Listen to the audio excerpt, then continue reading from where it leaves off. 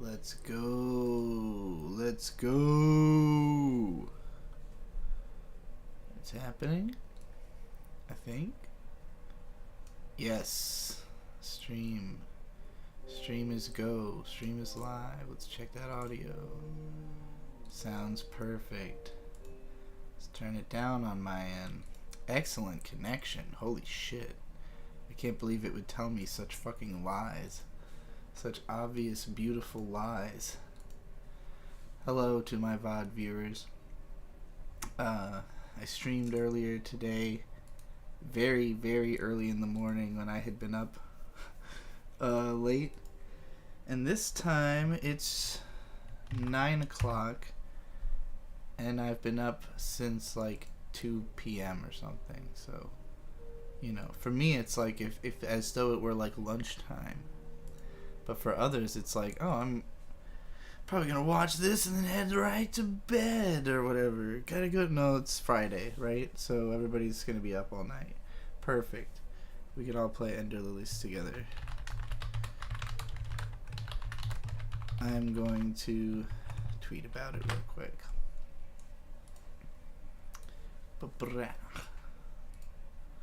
Okay. 7 concurrent viewers. Hello. Alright. I think I'm all set up. I think I'm ready to go. We're going to keep playing this game even though it's very hard. You know, it wasn't the easiest game to hold a stream of consciousness and also play at the same time, but it is fun and it looks really good. It's very pleasant. There exists a place known as the Coven somewhere beneath us. The path forward may be flooded, but we must go on. I mean, I want to see the Coven. Sounds cool. As a witch-type person myself, this doesn't seem to be a way I can go yet. However, oh, never mind. I can climb these chains. Beautiful. Hello. Blink and you'll miss it.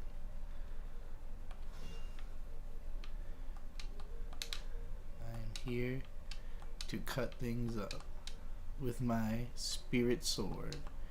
If you want to know what the hell this game is, you should probably watch the last stream. That's where I started it. I played through the first like 3 hours. I guess you could say this will technically include spoilers for anything past the first. I mean, I'm fucking so bad at this game. I don't think I've gotten very far. But it's probably still on sale. So I got it for like 14 bucks or something off of a normally like 25, 30 or something like that. And I would say it's certainly worth the $14 I paid.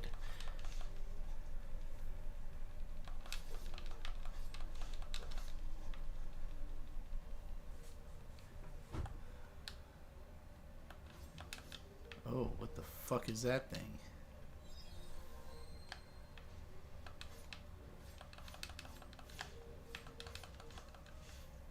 Got him.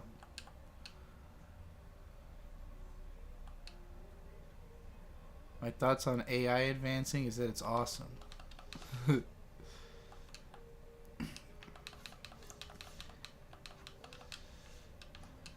I would say more, but that's the kind of thing that I am sure somebody will super chat me to rant about eventually. So I'll wait till then. But you know, I'm a big fan of AI president videos where they talk about Minecraft and shit.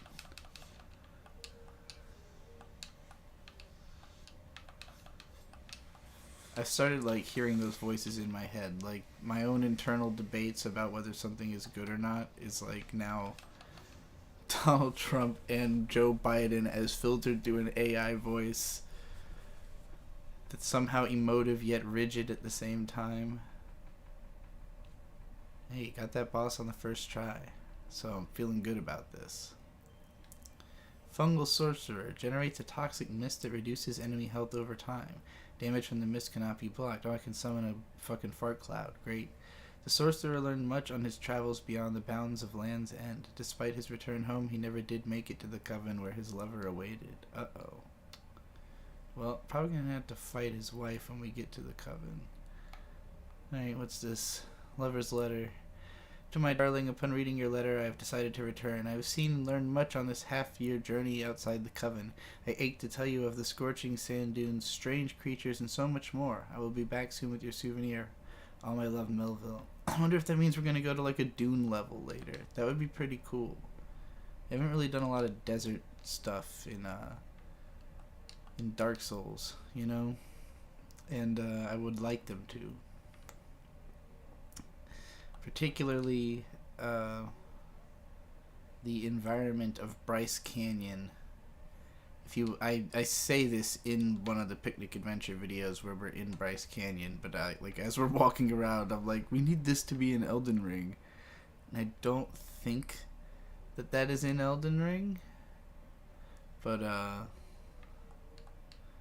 FromSoft needs to visit Bryce Canyon for inspiration sometime. And once again, this game is doing the thing it was doing last night where the music just cuts sometimes. I don't know if this is because of me live streaming or because of me recording the footage of my live stream independently of being live streaming it, but I don't like it. I will probably test it at some point without streaming just to see, you know. Because if I end up playing this whole game, maybe I'll write a Steam review of it or something.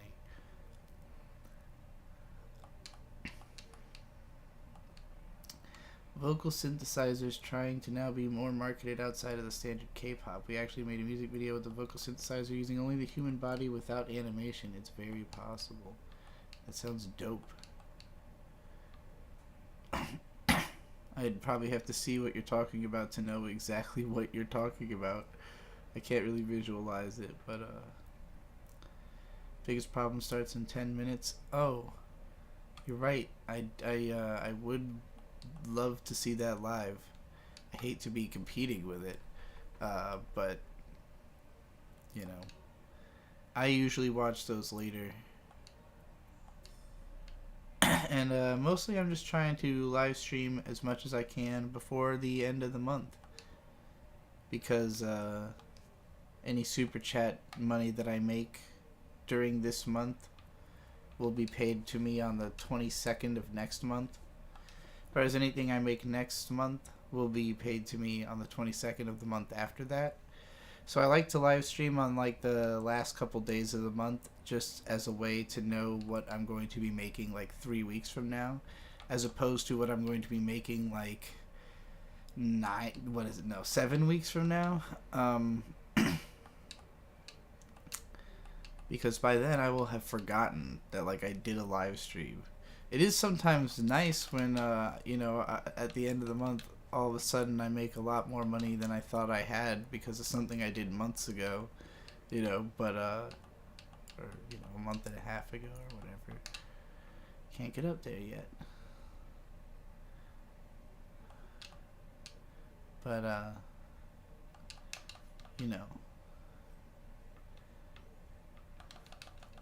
I don't live stream really more than once a month because of the fact that it's really the same people who tend to show up and who tend to leave super chats every month, and I'm not trying to bleed those people dry, It's I figure there's some people who think it's nice to hear from me every once in a while, and maybe will throw some money at me because of it, but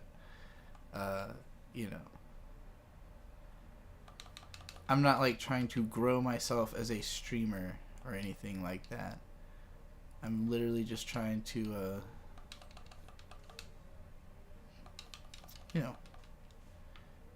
have a little fun and make a little money right at the end of the month.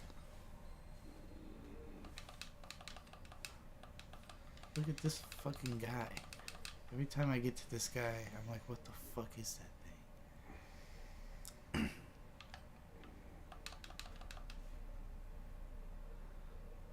Flesh eating. Oh, I'll check that out. Miyazaki has a new movie out this year. What? But we all know Mario's going to win Best Animated Picture. I mean, it could happen. It's usually like, well, okay. What won? What was the most recent winner for Best Animated Picture? Was it Pinocchio? I think that. I mean, I know Bird watched that movie. He said it was really good. I have not seen it. But I am not surprised that it won because of the fact that it is a Guillermo del Toro film.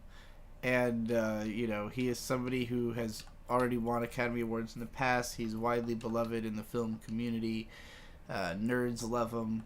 You know, he's an easy pick to satisfy basically everybody. You know, with the exception of anime fans who will only ever be pleased when an anime wins. Joe Ray with $4.99 says, "Hey Trixie, happy to catch your stream, but I'm torn between watching you and Biggest Problem in the Universe. I'm sorry I did that. You know, they stream every single week at the same time. I basically stream on the same day of every month. You know, I would have streamed earlier in the day, but I was out and about. I was having a good time. Hanging out in town with my homies, you know. We filmed a little something for the Mint Salad Saw channel that me and Bird guest starred in, so you can look forward to that. And it's for a John Wick review. And we discovered a new glass shop in town, so that was exciting. Because there's not usually tons of new stuff happening here in Corbane, Kentucky, where we're home quartered. But sometimes nice things happen. Like you giving me $5, so thank you for that. You could have given that to the Biggest Problem, but you gave it to me, and I'm gonna use it better than they would. That's gonna be my new thing. I'm going to try to get good enough with both money and with life to convince people that I would use their money better than they would, or better than other people would. You know, I feel like a lot of the reason the rich get richer is that people just want to back a winning team. You know, they just want to know that if I give you money, you'll turn that money into more money. You don't even have to necessarily give it back to me. I would have fucked it up. I would have made it so I would have taken that $5 and put it directly into the trash. But you would have turned it into $10 for yourself, and then you will do something really cool, and maybe, just maybe, you will allow someone to film you doing that cool thing, and I'll get to see it. You know? That's the level I think that I want to be operating on. Is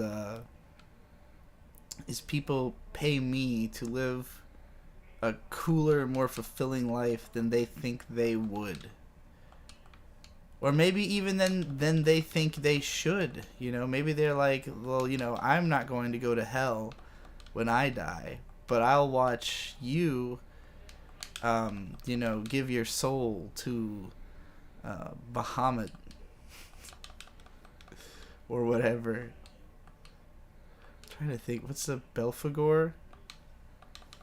I can't remember the name of like the main demon that starts with a B. I know there's Pazuzu.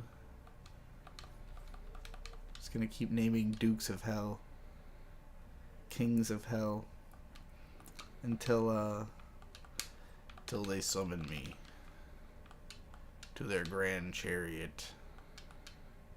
Joe Ray with $4.99. Thank you very much. I'm not one of the usual super chatters, but I will throw some money at you. Glad you're out here. Thank you. I'm glad I'm out here too. I'm really glad I decided to stream myself playing this game, because I probably would never have. I might have bought this game. I probably would not have played this game if I didn't decide to stream it, and it's pretty fun.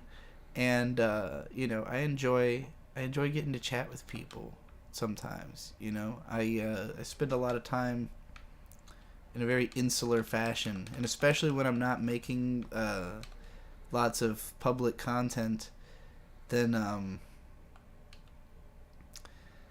don't get as much interaction because there's no feedback, and I've always been big on the feedback.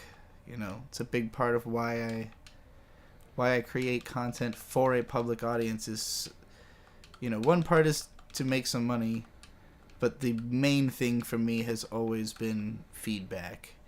And feedback becomes more abstract the longer I do it, which is really fun. Now I'm more satisfied by things like seeing the influence of myself in a place that's not being directed at me, or even from people who probably aren't aware of me. Like, I'll see something that I'm like, I bet this person has never heard of me, but they've definitely watched people that were, fans of me before. And that kind of thing is where you really start to feel like, I've had an impact. I did something,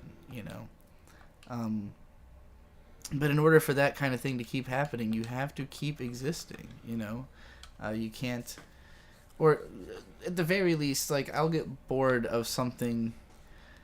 It's nice to check in to 4chan every once in a while and see that my stupid most boring taste in anime chart is still getting posted there. At least last time I checked, which was like probably half a year ago. But I was surprised that, like, wow, this has been like 7, 8, oh god, I don't know how many years it's been since I made that video, but seeing it still get posted it's heartwarming, but at the same time I'm over it. Like, we all get it. There's other permutations of it too. There's like another very slightly different version of it that I've seen get trendy, as well, but it's never quite been posted more than the one that I did. I'm just fucking I'm literally just trying to historianize. What is the word for making up your own mythos? Mythologizing myself? Yeah, that's what I'm doing. M with 30 shekels. Thank you very much. Have you seen any of the reviews for Shin Kamen Rider? Not everyone likes it, but people say it's the weirdest thing Anno ever put out. That's saying quite a lot considering Love and Pop exists. Yeah, I would say those people probably haven't seen Love and Pop, would be my guess. Just because there's no way it could be that a mainstream successful movie could possibly be weirder than Love and Pop. But I have not seen the movie. I do want to see it. The reviews I've seen, I watched Best Guy Ever's review. He was really enthusiastic about it. I thought that was a really solid video, and it made me want to watch. I mean, I already wanted to watch the movie because it's a fucking Hideaki Anno movie. But it was a very sincere, like, what's the word? Cosign? I don't know. Endorsement. Very sincere endorsement of the movie. From somebody who doesn't necessarily endorse a whole ton of things. I also watched the video from Steve M, where he was like, basically, he really liked the movie, but he mostly wanted to talk about how annoying it is that people sort of attribute it as like an auteur work of Hideaki Anno and like have over attributed him to the success of his own work just continually, as tends to be the case. Anytime there's some one person who gets like all the credit in something that takes a lot of fucking people to do, there's always going to be eventually sort of people who are like, hey, I kind of maybe I shouldn't trust you completely because you are not the only thing that makes the stuff you work on good. Oh, right, this boss, I forgot. I've definitely gotten to that sort of that Dark Souls Bloodborne sweet spot of where you have multiple paths that you're stuck on with this game, where it's like there's I mean, I'm not sure if there's anywhere I can, besides this boss, actually continue meaningfully, because there's lots of rooms where there's like just stuff I need other abilities to be able to do, but there's a lot. There's an amount of open-endedness. It's just a shame that, like, you know, I'm glad the fast travel is there, because it would be obnoxious to run back and forth across these levels, but that's only because the levels are not that interesting, and like there are. Like, it makes me appreciate how, even though I don't necessarily... Like, it can be frustrating to have to backtrack as much as you do in Metroid Prime, especially if you get lost. But it's still pretty satisfying, because the levels are just fun, you know, to go through. The world is really cool. And this game doesn't quite have that. It's, you know, it's a little bit more of like just about the action combat. I love the music when it is playing, and I love the aesthetic of like the character art and everything, and I like the aesthetic of the backgrounds too. Although I do wish they were like, I don't know, a little bit more bright and colorful. You know, like Souls games and Castlevania games have plenty of brighter colors in them. I don't know why I keep trying to jump instead of using the dodge button. I don't know what game gave me these habits that I'm trying to use. Maybe I'm trying to treat it like a fighting game.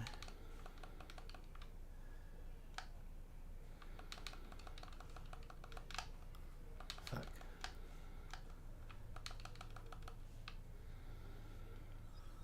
Alright. Really, really wish the music was playing so that when I get quiet and concentrate, it's not just silently button mashing. Can't even read the chat because all the chats are really long right now. That's okay. We can do this. I'm gonna start throwing the ball and chain maid at him. Is she a maid or maybe a sister? You know, a nun. That's the word I'm looking for. Hey. This game is fun. It is fun, and it's very similar. It's very like Souls in that it's got that addictive quality where you feel like, I know I could have done that. You know, like, I know I'm not that far from being able to do it, but at the same time, the game is fairly punishing. So like, if you are not like really giving it your all and like fully paying attention and studying the patterns, and like, you're gonna fuck up and probably die, you know. And it pushes you because the bosses are like multi-phase and shit. So, you know, even if you do get good at the first part, there's still gonna be like a much more daunting second phase coming that will really test you and push you. I've made it to the last phase of this boss before, but I have not beat it yet.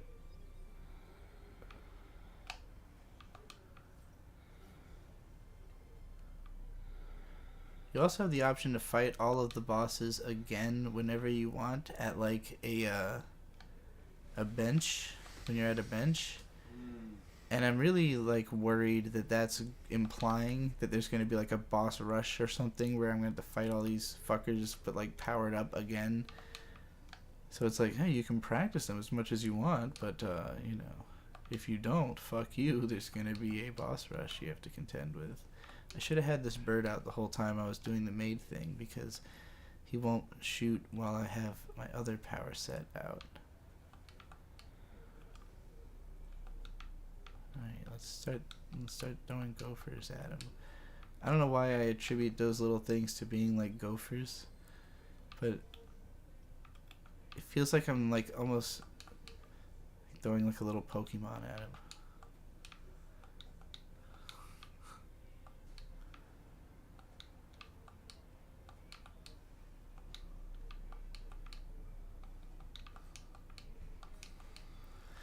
Okay.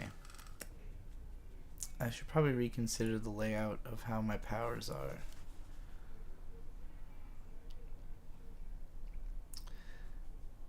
Yakuman said, I wish there was another anime as good as Yu-Gi-Oh! 5Ds. Not that there aren't better anime, just no anime good in the same way that 5Ds is good. Haven't really... I've only ever seen little bits and pieces of 5Ds, like, dubbed on, on Cartoon Network. And I had a really hard time getting past the voices and, like, parsing what the fuck was going on. Like, just catching on to it at random. Which might be the appeal, because that's kind of how I felt about Yu-Gi-Oh! In the first place.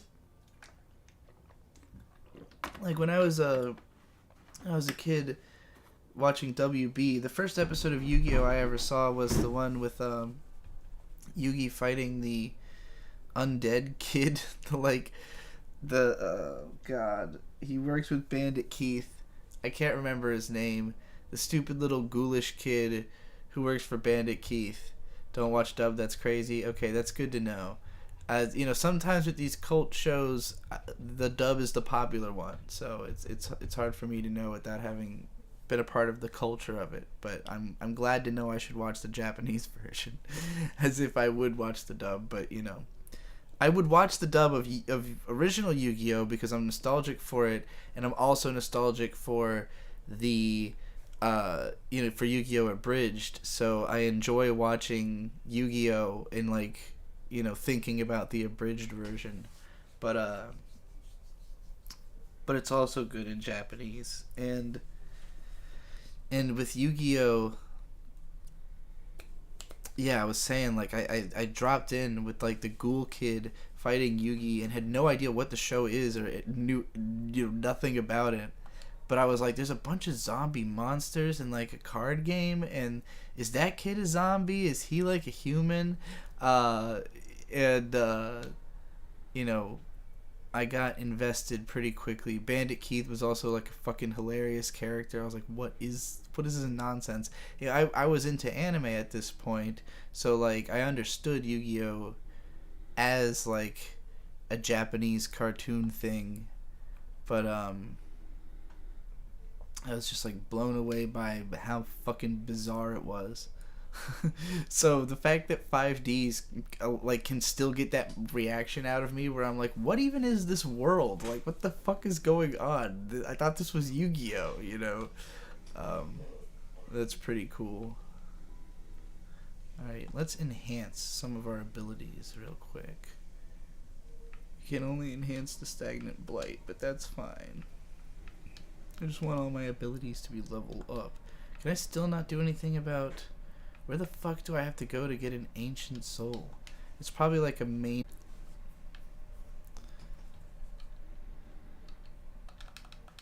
He's the king of games.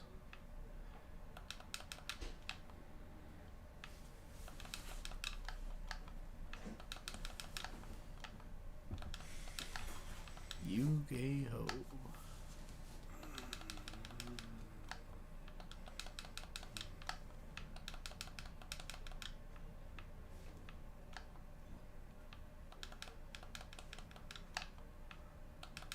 Maximum of the concentration.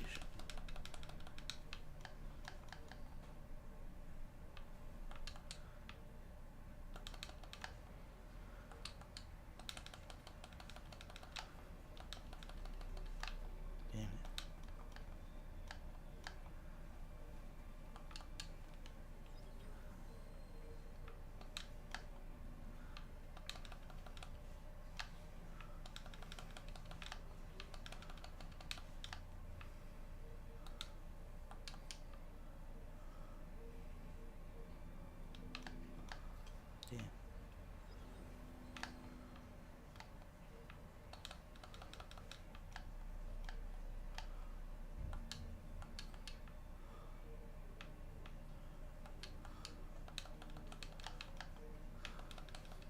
Shit.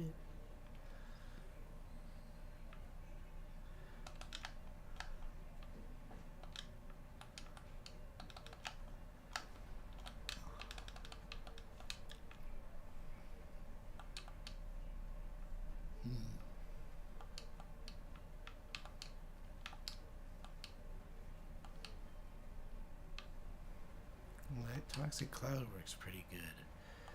I wish I had more heals. God damn it.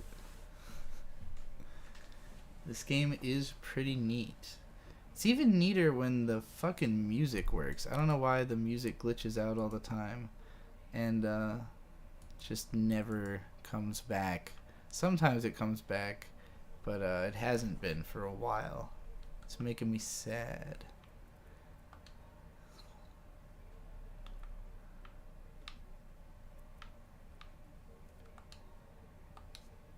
Yeah.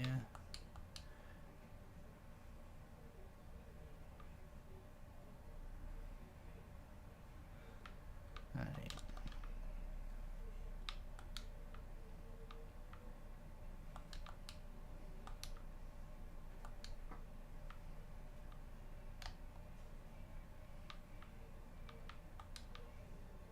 Okay. I like the standoffish approach. That is the coolest, the most interesting thing to me about this game, I sort of talked about this on the previous stream, is that you don't control the character that you fight with. You simply, you know, control, like, you separately are controlling with each button the character that you move with and also each of the characters that you fight with. So, like, I mean, you're not really controlling most of them. They're just kind of, you pop them out and they do a thing. But, you know, the kid that you are controlling around is just, like, protecting herself while the other characters fight. So it creates an interesting dynamic in the way that you think about fighting. Because, like, a lot of the powers, you know, like, the bird is just standing there shooting shit at the guy, you know? Like, it's not really an active thing where I have to aim it or anything like that. Oh, I didn't realize that was what he was doing. God damn it.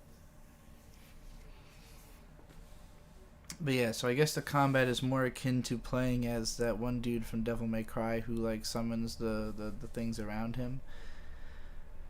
Or, like, what's his name, Zappa from fucking Guilty Gear, you know. But I think it's probably most influenced by Castlevania Aria of Sorrow, which had a similar mechanic, even though you could fight as, like, the character himself. Any good anime I've seen lately?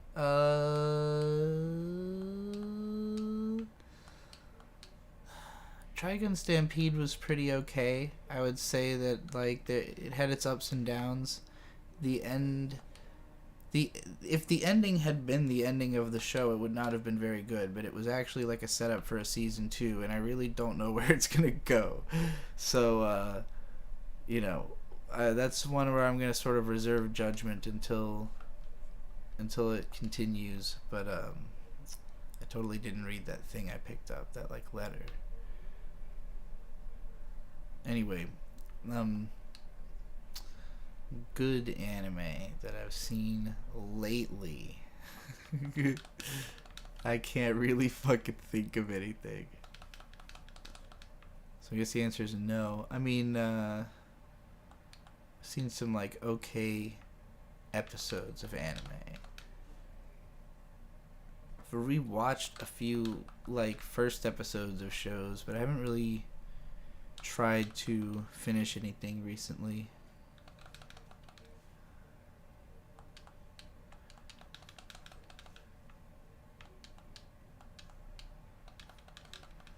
I've been more fixated on travel, not just because I've been traveling, but also, like, preparing, you know, like, figuring, basically shopping, you know, but window shopping for what kind of gear I want to have based on the kind of stuff that I've found myself doing. Like, recently I've been buying pants, you know? Very, very normal thing maybe you could relate to, you know, buying pants. Ever had any experiences purchasing pants? You know, I wanted some pants with lots of pockets, so I had to spend some time hunting them down. Oh, did I already fight this guy before? I didn't realize there was more than one boss I was stuck on. So yeah, this is effectively like a Sekiro situation where you can be stuck on like a bunch of bosses at the same time. I like that. It's a good trait for a game to have. It makes the bosses more memorable when you're like bouncing between them, trying to beat multiple of them back and forth. Given the choice, I'd rather have lost my mind than this. Have I watched the movie Ongaku? Not yet. I have heard that that is a really good movie, though. Headless Defender, a knight with shield at the ready. Well-timed blocks will counter enemies, leaving them stunned and vulnerable. A knight who followed in the footsteps of the hero Gerard. Suffering the blight upon becoming immortal took its toll. He was beheaded for attacking his fellow knights. Wild shit.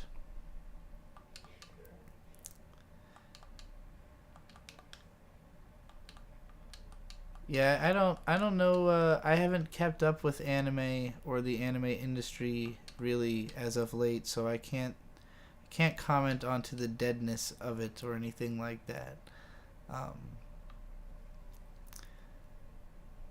You know, it's always been difficult for me to find things I'm going to like. So it's not really, doesn't speak to industry trends really to follow my personal taste.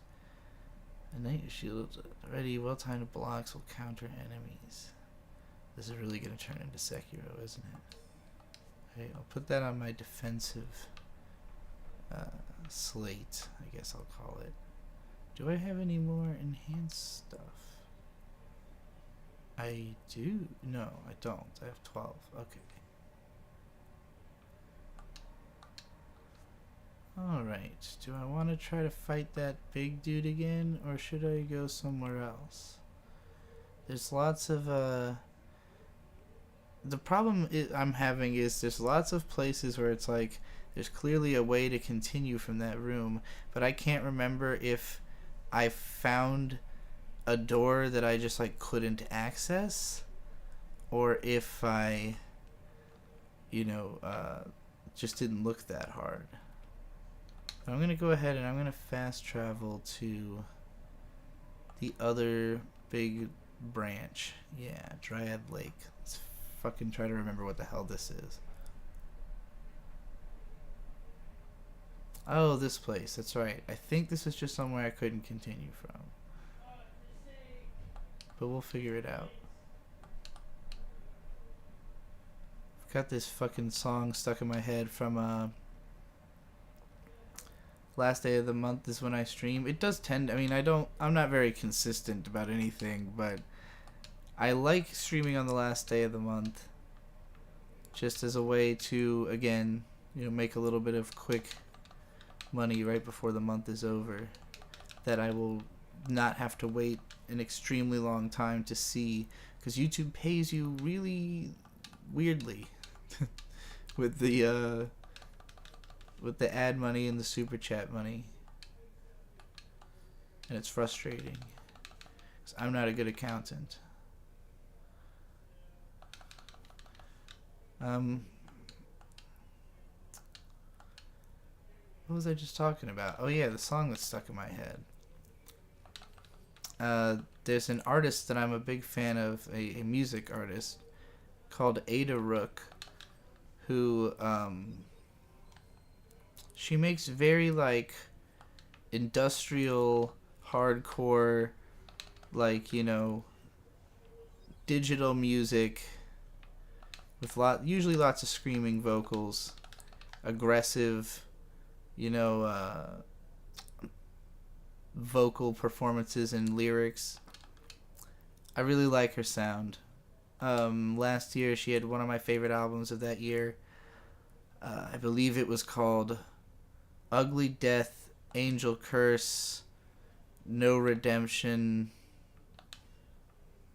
No. I definitely fucked it up. Ugly Death, Angel Curse, No Redemption, something, I Love You. I can't remember the full title. It's so long. That was one of my favorite albums of last year. And then She teamed up with a dude, I honestly cannot remember his name right now because I'd never heard of him before this time, but they made an album called under the name Angel Electronics. Like, their group name is Angel Electronics. That is one of the weirdest, I'm going to call it a pop album, but it is equal parts heavy metal, anime opening. It basically sounds like if you took Sunbather, the album by Def Heaven that a lot of people hopefully know, or like a My Bloody Valentine, you know, some kind of like washed out like shoegaze, and you combined that with as like many anime OPs as you could possibly have heard, and like a power metal album like a Galnerius or something, you know, obviously they also make anime OPs, but like if you rolled all that into a ball, you would get Angel Electronics. And it kind of sounds like hell, but it's so good. It's so well written, and it's really over the top sincere in a way that is almost difficult for me as a more of like a cynical person. It sounds like Brony music. Like, just listening to the very clear way that the guy sings about like wanting to be saved from the darkness of his soul. And granted, like, the first song seems to be setting up like that the story, like the narrators are maybe some kind of like ancient celestial beings, like literal angels, and like it seems to be like a toxic romance between, I don't know, ancient celestials or something. If you look at the fucking cover art of this album, you're gonna be like, oh, this is like what a schizophrenic Neopets addict would like commission, you know, for an album. It's nuts. It's a nuts album. It's very short. It's like 32 minutes, 9 tracks. And it's just been growing. I can't stop listening to it, and it keeps growing on me because it's really catchy at the core of it, you know? You gotta listen to it kind of loud to parse what the fuck is happening at all. You know, it takes a couple listens to understand what they're saying. But most of the songs, you know, the sincerity, it eventually reaches you. I really liked, you know, track 3 was a song that I didn't really care about at first. But once I paid attention to the lyrics, it's sort of about, I guess it's encouraging someone else to create, is the best way I can put it, because of like being upset that they have such an interesting story but they won't share it, you know. And the chorus says, the ritual, I wish you would do it, I put myself through it, I put my blood, I put my sweat into it. And it's sort of, you know, it's an interesting like invitation / accusation to like to be creative in a way. Like, hey, I want to know, like, you know, I know you're interesting and I want to know why, like, why. So I want you to do this thing that I've had to do to myself, you know, to communicate what's interesting about me. I think that's an interesting song and idea, concept.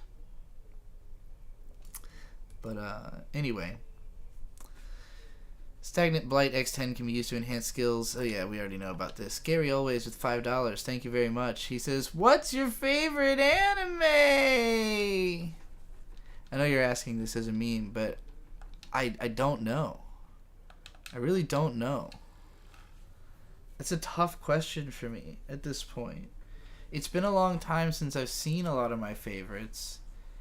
And, you know, lately I've been watching lots of films and other types of media.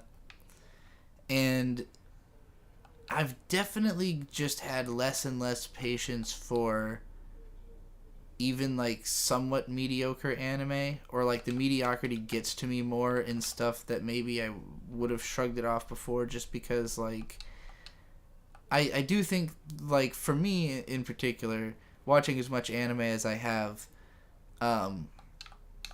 part of it's like a psychological cling I had to the medium for a long time, and I think it's out of like the level of physical dissociation that I used to feel before I transitioned made it really difficult for me to connect with what I was seeing in media, because it just felt like everything was alien to me. Like, I just didn't understand why people behave the way they do, because I couldn't connect to it, because I guess I didn't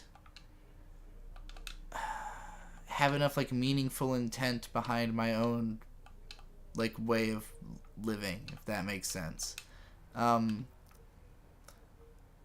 And so like anime is it's like it's not as confrontational, because you don't have to, you can project a lot onto the characters because they express so little.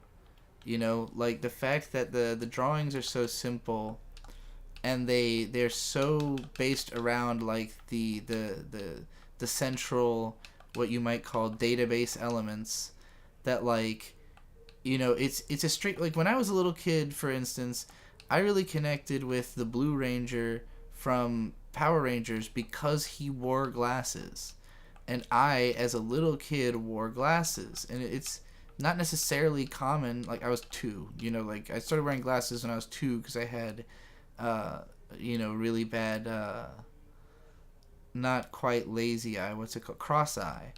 And so like I saw that as something that makes me unique, because I didn't know other people who wear glasses. And so like the fact that there's this character, you know, it's literally representation, right? Like, this kid's got glasses and so do I. So then, you know, if I'm remembering correctly, I think blue became my favorite color because of, you know, connecting with this blue Power Ranger. So it's like, you know, some aspect of my identity became couched in that. And I think that with anime, it really, really heavily caters to those like very basic, broad ways that we like categorically see ourselves, or like whichever details of who we are we're like really fixated on, or what we're looking for in other people, you know? And so like anime is basically like giving you like infinite options of like very particular fixations that you could you know, take some time with. And so a lot of them don't really connect with me because I don't have those particular fixations. It's more that like in a broad sense it's easier to consume that media because it's not really challenging me to accept you know, reality or people for what they are. You know, it's all a realm of easier projection where you can kind of put your own emotions onto it. And I do think that like growing up and kind of being able to view more of the nuance in a lot of the anime that I watch, you know, well, I guess the way I'd put it is the older you get, the more you can tell when there is or isn't very much nuance in it, you know. There's some stuff where like you watch it again. In the last stream I was kind of like trashing Bakano for this, that like there's a lot of fluff and padding in that show, and just like a lot of stuff that just doesn't add any depth or meaning to the characters. It doesn't make anybody more interesting. Like, it's really kind of a what you see is what you get experience, and when you revisit it you don't get any extra out of it. It's exactly the same you know, amount of depth as you might remember. Whereas, what's an example? I'm trying to think of a really way. I mean, I guess Yu Yu Hakusho comes to mind as like a show that I grew up with and never really took that seriously as, yeah, I just kind of saw it as, well, it's a Shonen Jump, you know, thing. And even though I knew about it before Shonen Jump, once I had read other stuff in that magazine, I kind of lumped them all together. You know, it's like, oh, whatever, it's got a tournament arc, it's got, you know, all the usual stuff. But when you go back to that show, it really has a really well done character arcs, you know, like it feels satisfying to go through in a way that most long running anime feels like it just kind of gets lost in the weeds and you're really not sure why you should care about certain parts of it, you know. I'm not saying that there's nothing like that in especially like the earlier parts of Yu Yu Hakusho, but you know, and the very last arc is it's got lots of good moments, but it does introduce a lot of stuff that's hard to care about, and then it just kind of wraps up really quickly because nobody cared about that stuff, and I'm totally okay with that. But yeah, that's an example of something where it's like I didn't think very deeply of it, and then watched it later and was like, oh, actually, this is really great and more nuanced.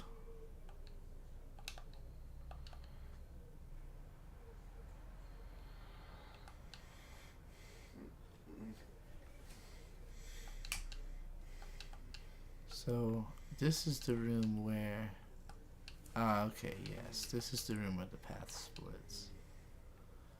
So the room right before this, there's something I haven't gotten in that room.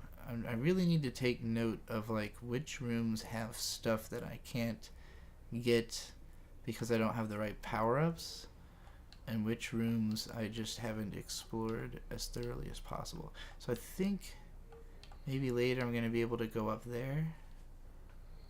And that's what's the deal with this room? Oh no, it's this. It's this. I still can't do a down thrust yet, can I? Don't think so.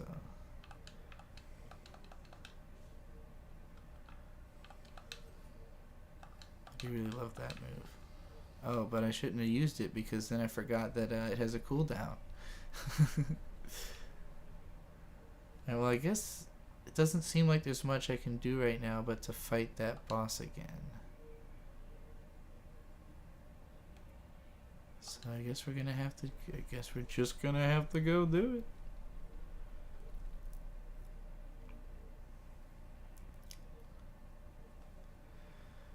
Yakuman said you're nearing your 700th anime and you worry that you gravitate towards shows that have easier to understand conflicts like Ashita no Joe, Kaiji, and Princess Tutu. I think that's fair, you know. Stories don't really need to be complicated.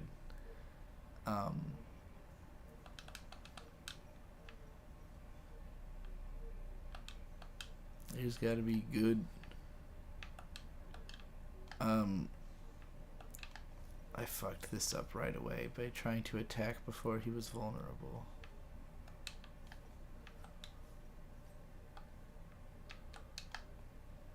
I wonder if the shield will help me out in this fight.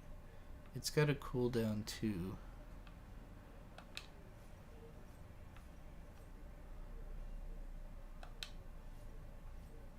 May he really just be walking.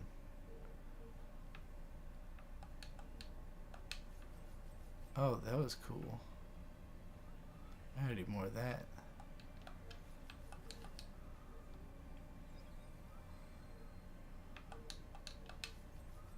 Yeah.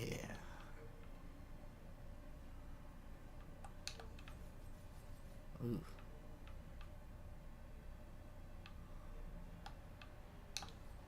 Okay, I really gotta do that like at the last second. It's definitely a counter move. Is there a benefit to exploring other mediums? Of course. Everybody thinks in their own way. If you want to get more influences or, see more shit, anime is not, anime can't express everything, It's very good at certain things. It's not very good at a lot of other things. It's sort of the flip side of what I was saying about all that nuance thing is like, now that I'm sort of more willing to look people in the face without feeling weird about it. I can appreciate just like how much inexpressible nuance like an actor can convey because of the fact that they are uniquely who they are. That like it would be real. Animators, there's a lot more basing people on like caricature or stereotype. I mean, obviously with anime, there's a lot of just like fucking bland ass like, what's the most perfect figure a person could have? Give them that, you know. But like, and especially in the face, where like the faces are just so rarely complex. But even when they are, they're usually kind of in a generic way, where it's just like, well, this is a, you know, this is this type of person, and they would make this type of expression. But like with real people, it could be like, you know, this is an expression that that person can make.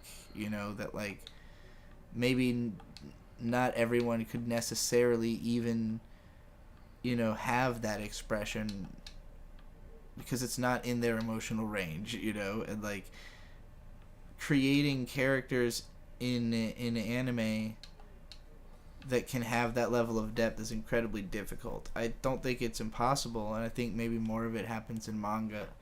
But at the same time, like, there's just not a lot of stuff that even attempts the complexity of design to pull that off.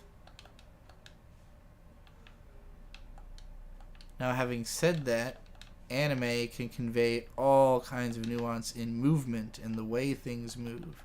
This game is a you know, right now showing us a great example of like, if you compare the animations of the, you know, the boss I'm fighting versus the character I control versus the characters that fight with me, you know, tons of personality just in the way that all of it moves, that that you understand immediately, you know.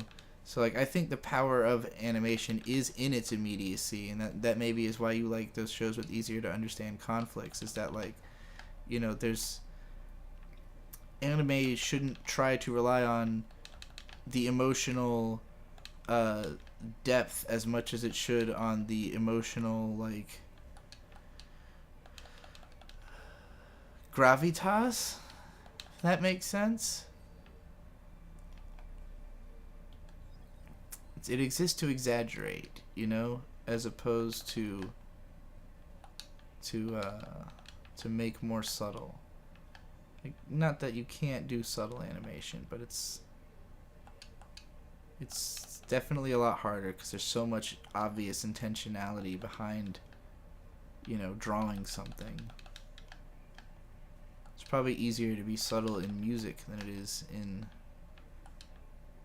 animation.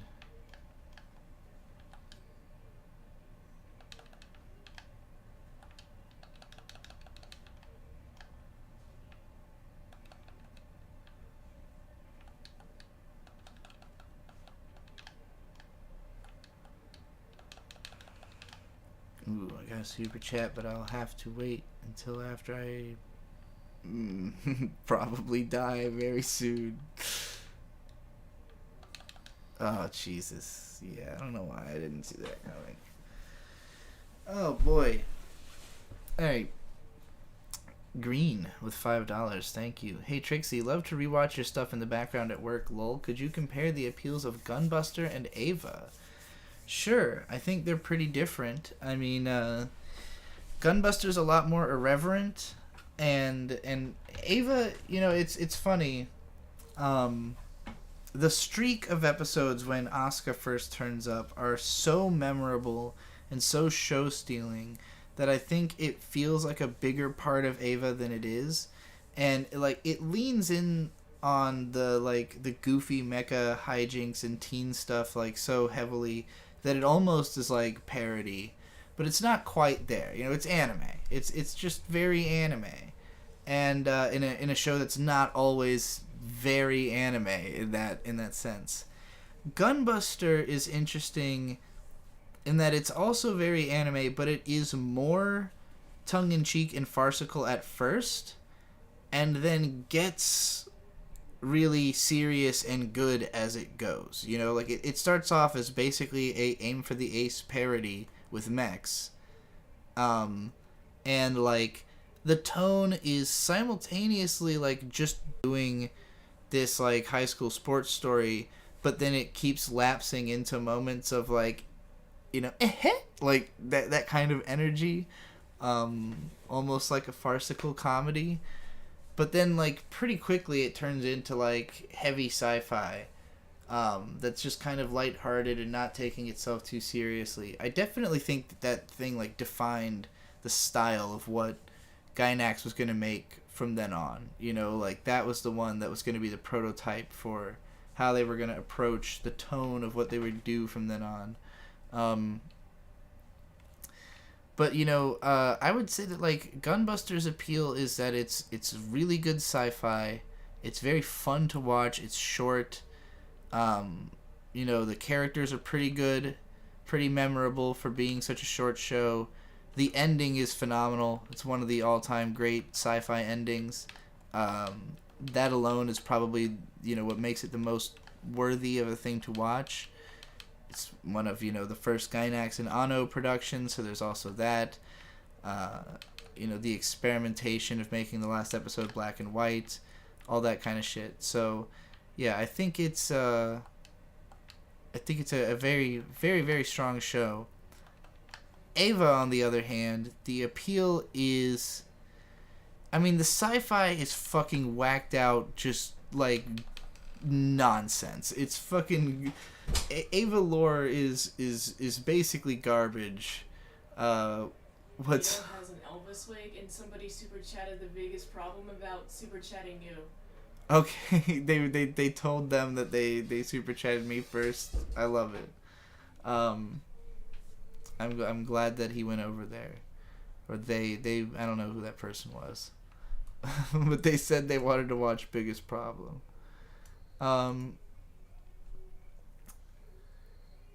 What was I saying? God damn it! I was talking about Ava. Yeah, Ava's like, the lore of Ava is just like a bunch of nonsense built to like compel the plot. And it's fun and interesting and written by somebody who's just like naturally, you know, good at writing fucking schizobabble. But like the you know, the story, the characters, that's what makes that show great. Particularly the characters. I would say it mostly rides on the strength of, I mean, the designs are phenomenal. That's true of both shows, really. But like Gunbuster's designs feel more 80s than Ava's do 90s somehow. I really think like Sadamoto developed a style that just kind of, it feels so natural that it feels kind of ageless, you know. And it's interesting because the way that he's kind of evolved, because he's done so many Mamoru Hosoda films, is almost like the face of like just what a generic Japanese person is supposed to look like in cartoon form, you know. It's just like, yeah, this is just like hyper normal, you know, but in a way that's also kind of sleek and kind of sexy and cool. Sadamoto's designs for fucking, god damn it, what was that recent show, Great Pretender? Those are some of the coolest designs in recent anime. But yeah, Ava, it's about you know, it's about those characters. If you connect with any of the characters in the show, that's what's really going to drive you through it, I think, more than anything else.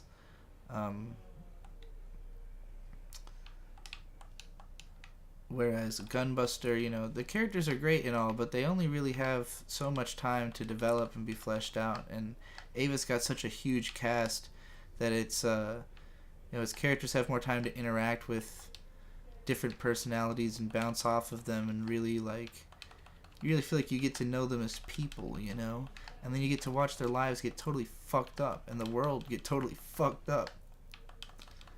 It was also a great apocalypse type show, you know. It's a great show about, oh fuck, everything's fucked and the world is ending. It's not quite post-apocalyptic, but it kind of is. So you've also got that angle, you know. Yeah, I think it was just like, it took a lot of things that are cliche and combined them in a novel way to make something that feels more unique. And you could also say that about Gunbuster, but I think that Gunbuster feels more straightforwardly like, you know, short sci-fi, like novella type, you know, mecha thing. Whereas Ava, despite being a mecha anime, is truly its own beast. Aside from all the shit that, you know, copied it directly afterwards.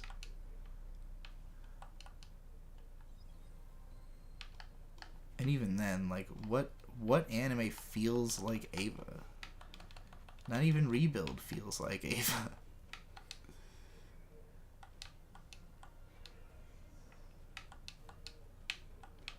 Oh shit.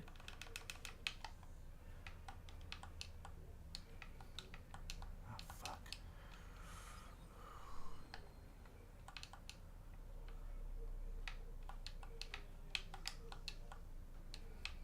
Oh no. No! Oh, that was by far my best run so far. Oh boy, this is an interesting one. Blink and you'll miss it with $5. Thank you. Who is your anime style icon? A character you dress like if it were socially acceptable? Oh man, that is a great question. There's a lot of...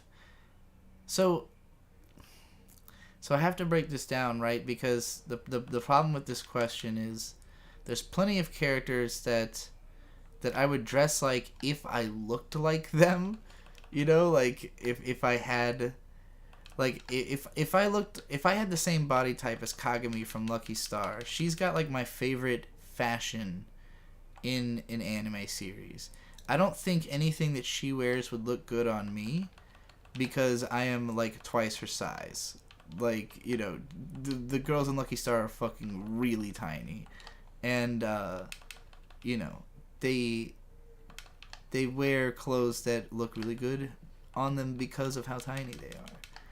So, if I'm thinking about, like, a character who I would dress like because I think I would look good in their clothes, that's a different story that I have to give more thought to.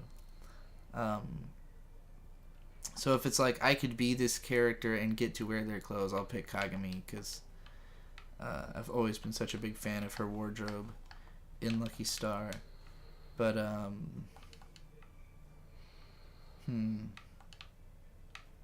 haven't given enough thought to this. I mean, obviously, I've given some thought to cosplay and like what characters I think I would look good cosplaying, but not enough to have gone through with purchasing an anime cosplay. There's also plenty of them that it is socially like I'm thinking about like if I dressed as like one of the girls from Attack on Titan, for instance, like you see that all the time. That's definitely socially acceptable.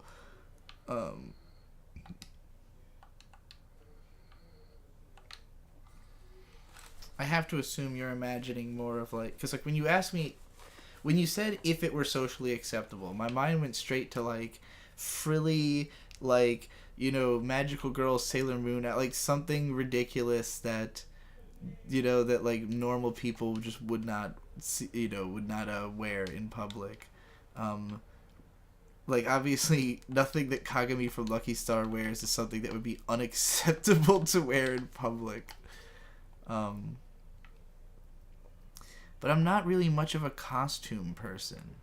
Like most of my favorite anime outfits are my favorites because they are like pretty normal clothes that are actually really cute that like I could see wearing, you know, or would want to be friends with somebody who did wear. Like I'm like now I'm thinking about like Hidamari Sketch, for instance. Like that's a show where everyone's outfits are great all the time, you know, everyone's very well dressed. Would I wear any of their clothes? Maybe on a case-by-case basis. But I guess I've given less thought to what characters I would want to dress as I have to what characters I think are themselves well-dressed. Damn it, I keep missing my opportunities with him being knocked down.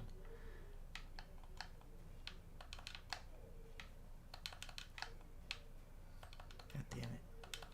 Always coming too early when he does that stupid attack. Oh, I didn't know about that attack.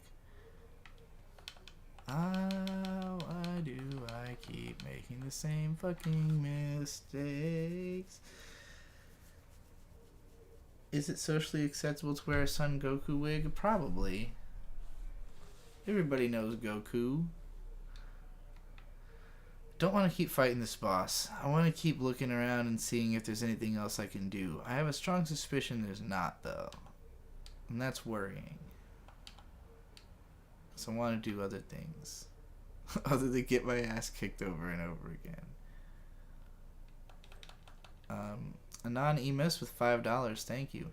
Any plans on seeing the new Makoto Shinkai film, Suzume no Tojimari? It will be in U.S. theaters next month.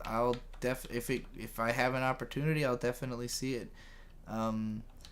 Where I live, there's only one theater in Corbin, and it is somewhat sparse with what it shows. But sometimes we get interesting stuff. It's very hit or miss. It's pretty hard to predict what we're gonna get at our local theater. And having said that, I haven't really looked into the theaters in like the nearby towns or anything like that. So it could be that there's places not too far away that might end up. If all the showtimes are already figured out, I can probably look into this. But I didn't know about it till you just told me about it just now. So, thank you for giving me the heads up. I really liked the last one as a theater experience. I haven't seen it since the theater, the Big Rain one. I do believe I have it on Blu-ray because we got sponsored to talk about it on Cantent one time. And I think it was like Nate got Promare and I got Weathering with You. Yeah, that was a cool sponsorship. But yeah, I didn't know about the new one, so we'll check that out if we can. I'm trying to think of. Oh right, it's there was like a Fathom event where they were showing My Neighbor Totoro, like last Sunday. I did not end up going to that, but that's the last time an anime movie got played here. But Fathom Ghibli events are kind of their own beast. It's hard to say if that's any kind of indication of what you'd get, anime wise. You've been watching Rave Master and Fairy Tail? How is that treating you? I feel like those have not aged well in the public consciousness. I was a huge fan of the Rave Master manga in the early 2000s. I had the first 10 volumes, but then I remember like starting to kind of get...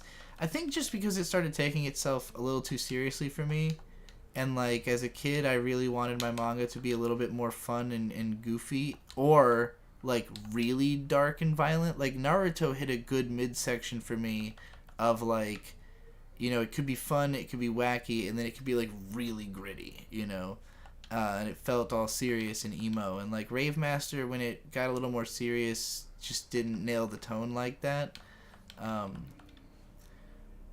But then Fairy Tail happened, and I just never really checked it out because it was... I sometimes I get a sense of guilt where it's like if I didn't finish the last thing that this artist made, or the last part in a series, I don't want to try the new one, until I've like completed the old one. And so I felt that way about Fairy Tail. Like, well, I never finished Rave Master, and Fairy Tail doesn't look as good as Rave Master, so what are the odds that I would finish Fairy Tail, But I don't know. I've heard a lot of negative things about Fairy Tail over the years, and since it ended, it seems to have sort of faded out of culture. But I'm curious if it'll ever have a renaissance. If, like, people will be like, actually, you know what? I fucking love Fairy Tail, and I'm going to talk about it. In the year of our Lord 2025, or whenever is appropriate for Fairy Tail to start having its resurgence.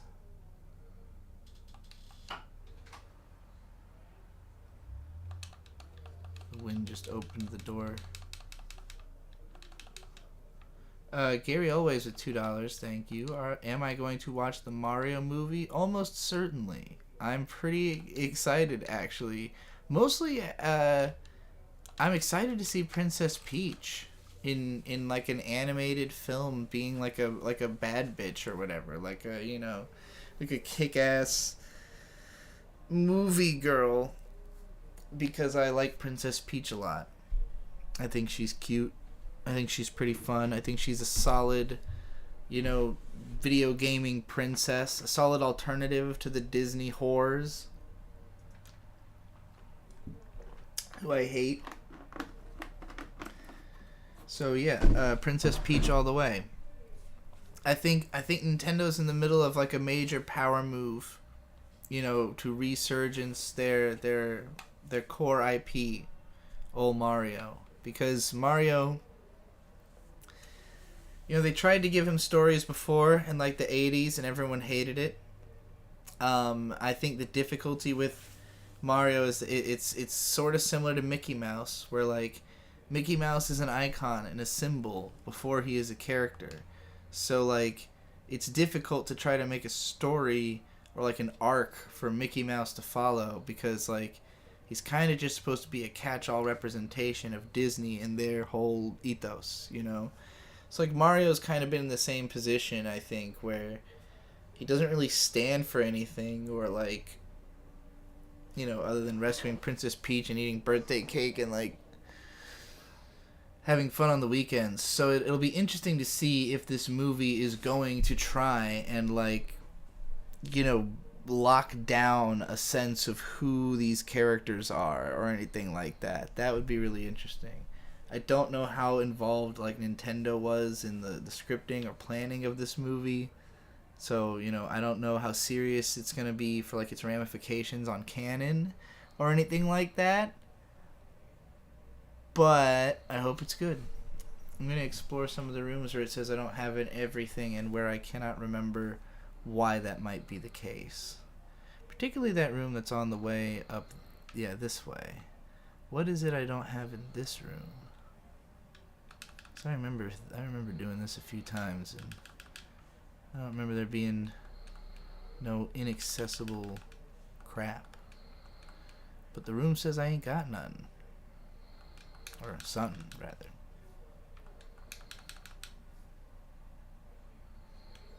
I'm actually going to go see the Dungeons & Dragons movie tomorrow. The whole crew is going to rock up to D&D. Because of the fact that, Mint Salad Saw is a daily movie review show. They try to make a point to see as many of the big movies as possible when they come out. And they're gracious enough to bring us along. So, we're going to go see it with them. We saw Cocaine Bear and John Wick 4 this month, and I really liked Cocaine Bear. John Wick 4, not having seen any of the other ones, was a kind of a nightmare and a clusterfuck. And it lasted like 4 hours or something. I didn't realize it was going to be a very long movie when I went into it. So it was one of those things where I was kind of like overwhelmed that it like was still happening over and over again. P with 199 says, thanks for everything, B. Thank you. It's, it's all I can ask for is money. So money is the perfect the ultimate thank you. The ultimate gratitude. That's the word I'm looking for. Gratuity, if you will, even. Because we like to keep it gratuitous here on the Yig Studio channel. The channel that I'm not sure is about as alive as these enemies I'm fighting right now. Just waiting for some cute little girl to come chop through them with a ghost sword. Alright, metaphor getting too weird. What? Oh, it's that treasure chest. That's right. I don't think I can get to that yet. Damn it. There's definitely a lot of like little secrets and random bullshit that I'm gonna have to come back for that is difficult to keep track of, because even though the map tells you like that there is something you haven't got in the room, it doesn't tell you what it is or where in the room it is. Even if it was just like a dot that was in the relative position of where the thing is in the room, the doors are already a little bit confusing compared to the map. Because they're not always like obviously exactly laid out the way that it looks like on the map.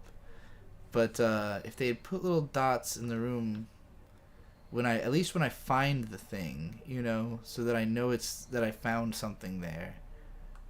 That would be nice.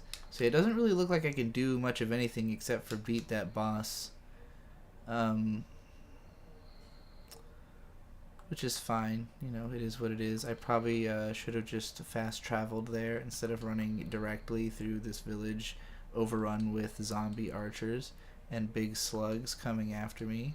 But at the same time, I have developed elite gamer skills through doing that over and over again, and so it was totally fine.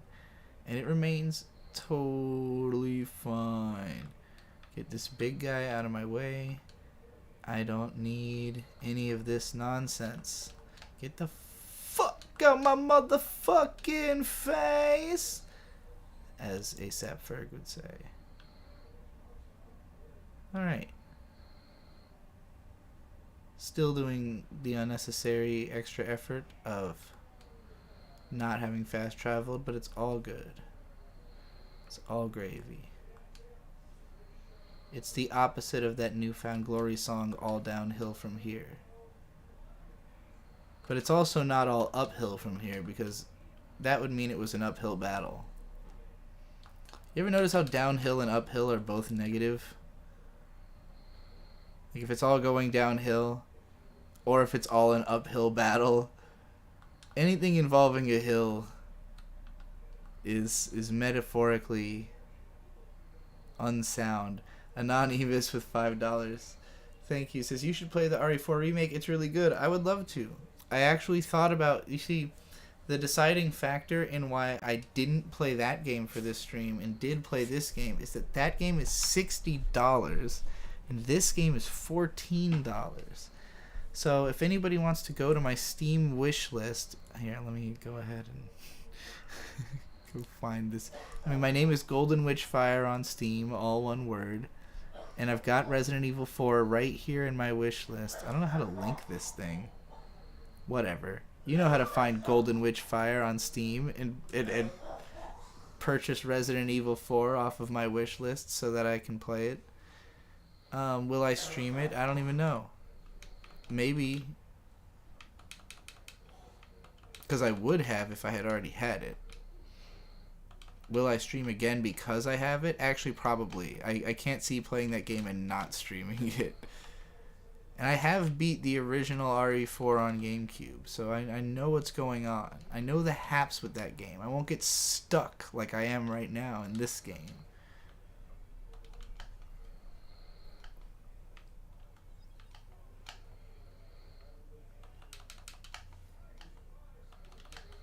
God damn it. Oh, man. The map could use room names. Yeah, that would help too. Metroid Prime style room names. Although I never really paid much... Like, the only time I ever, like, you know, started noticing that there were names of the rooms in Metroid Prime is when you have to go collect the fucking, you know, the artifacts. And you have to use that as, like, a hint system to where the hell they are.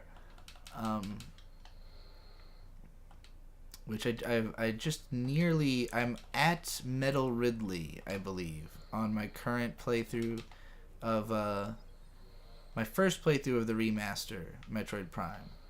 So I think I attempted the boss fight a couple times and lost, and then I haven't played it since then. But, yeah, I've made it to Meta Ridley, and, you know, it's funny... I had my playthrough was fairly slow, you know, probably 8 to 10 hours thereabouts, which, like, when I finally beat Metroid Prime for the first time a few years ago, I immediately played through it again and beat it in like 6 hours.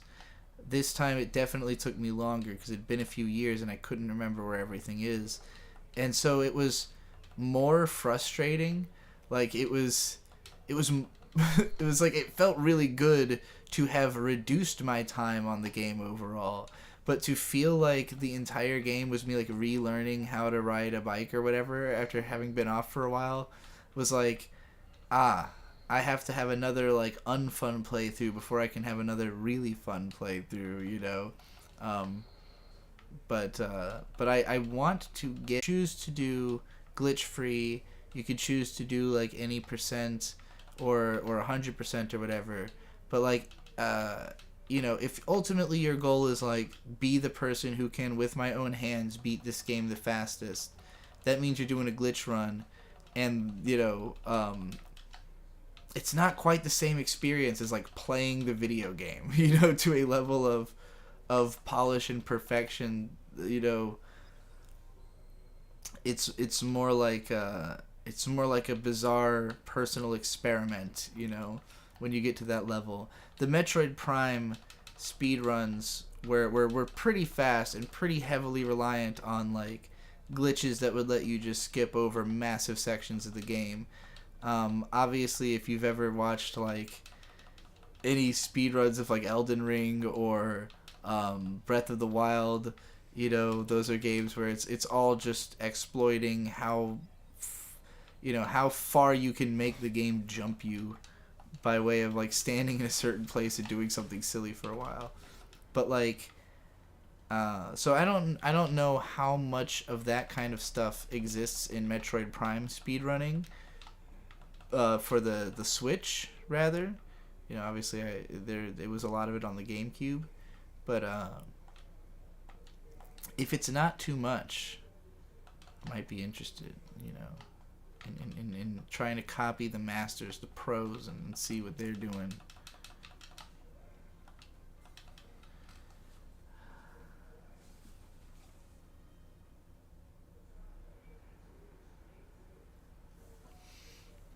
The wish list is hidden. I didn't know I could do that. Let's find out why my wish list is hidden and how I can fix it. I'm gonna do this right the hell now, because I didn't know about this nonsense. Oh god, I have no idea how. How to unhide Steam wishlist. I'm actually gonna Google that in a second. If I can't figure it out by account details, preferences, I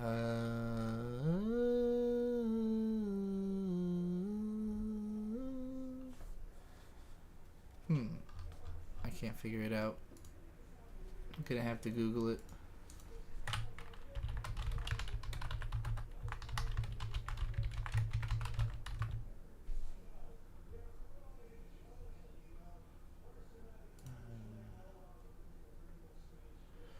Go to profile, click on edit profile, go to my privacy settings, and change game details to public. Okay. My profile. Edit profile. What was that next step? My privacy settings. Hey, game details, public. There we go. I did it. Now I've got a public wish list. Thank you all for helping me to realize that that was a thing I had to do. Okay.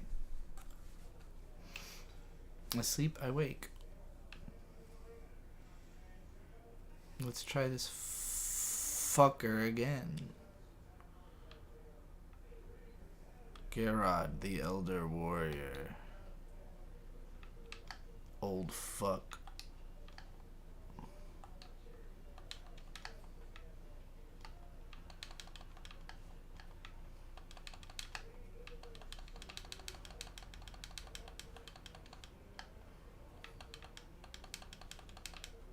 Oh no. I have been slain.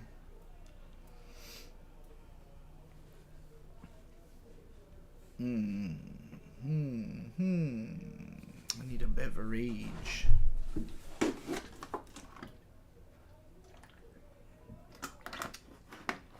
I am getting a little bit tired of fighting this boss over and over again. Cannot lie. He does a lot of damage. It makes me feel sad.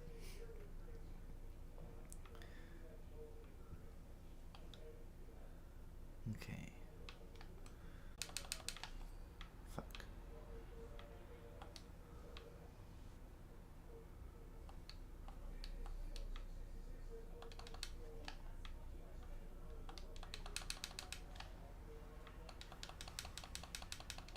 Yeah, get him. No.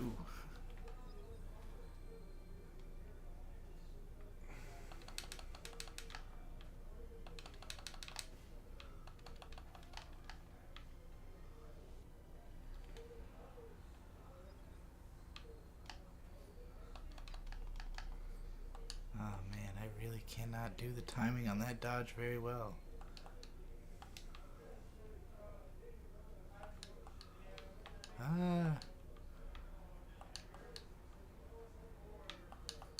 Oh boy, he's fast now. He was so pleasantly slow before. Shit.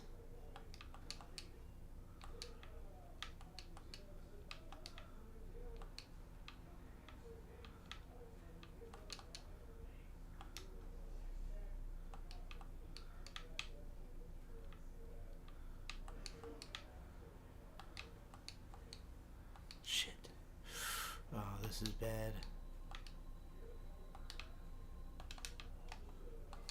Fuck.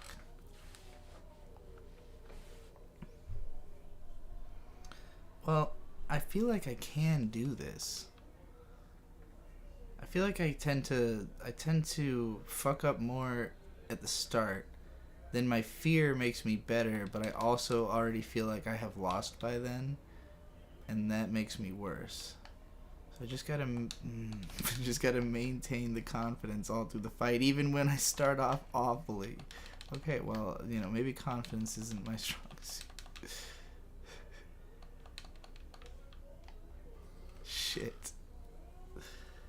Alright, I have to close this door really quick because the biggest problem in the universe is on, and they're doing the call to prayer right now, and it's really distracting.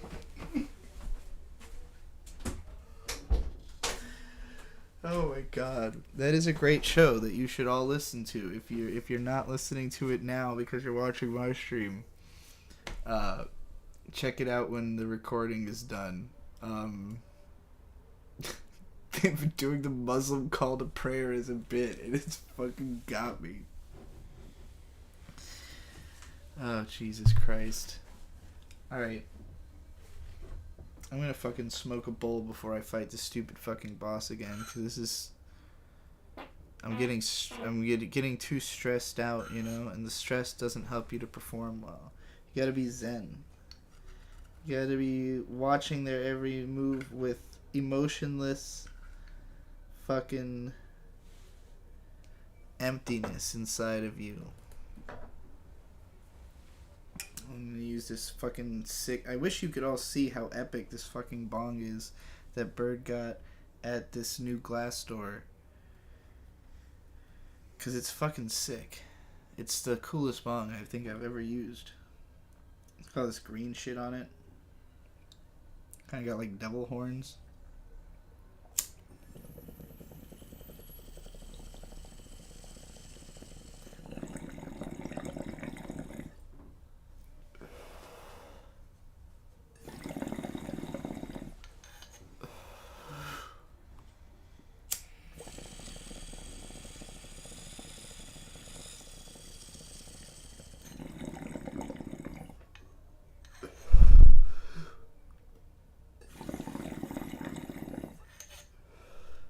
So fucking smooth.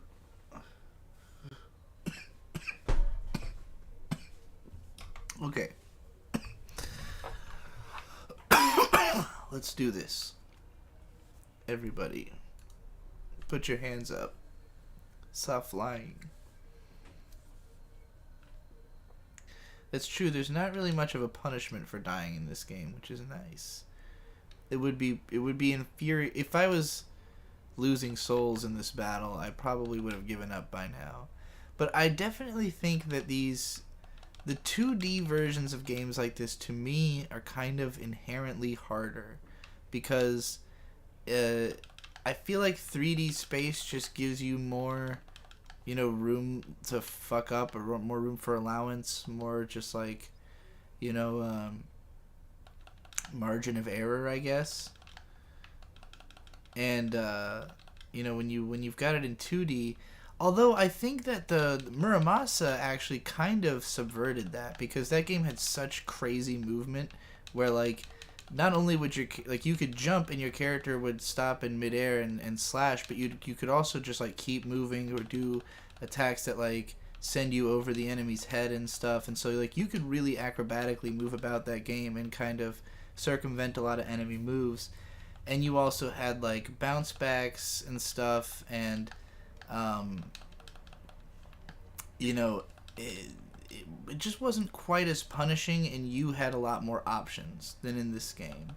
Whereas in this, like, it's more interesting for the fact that, like, you have all these different powers you can kind of use at the same time and in combination, and each one has their sort of window of opportunity. But I don't know, at least so far there's not a ton of depth to it. And I don't think there ever really will be, because it's well, again, it's not like an action. Well, it is an action game. I shouldn't say that. It's just the way that it functions is a little bit slower and more methodical, even than like Dark Souls. But there's definitely not as much of like a reflexive test as Sekiro is. Same punishment. Don't run into that problem once you have like adjusted to it. But with this game, I don't totally have the rhythm of it down, and it's also not quite as smooth. And again, there's not as much margin for error, because I can't just like run directly around an enemy. Dark Souls, there's always like a part of the enemy's ass you can lose yourself in, where it takes them a second to find you. Like they have to kind of catch up. And this boss is never going to have to, like, if I get behind him, it takes him all of a fucking split second to turn around. Now, that was like an okay one, because I went under him while he was attacking, so he couldn't really like change gears right away. But I also couldn't really get away with anything in that time anyway, so it didn't make a huge difference. It seems like the strat is usually to just stay in their face, whacking them right in the face. Oh, goddamn. I hate when he does this.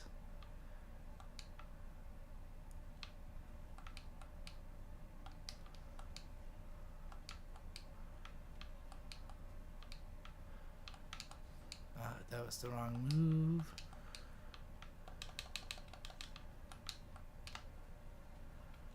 Oh no. Oh fuck. Alright, this is gonna be tough and close, as always. Really just gotta wait for him to stop with that before you even try to do anything.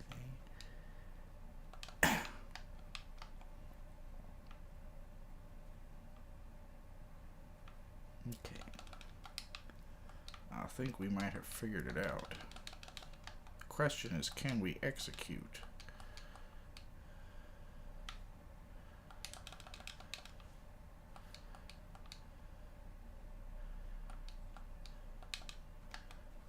Damn it. Come on, come on.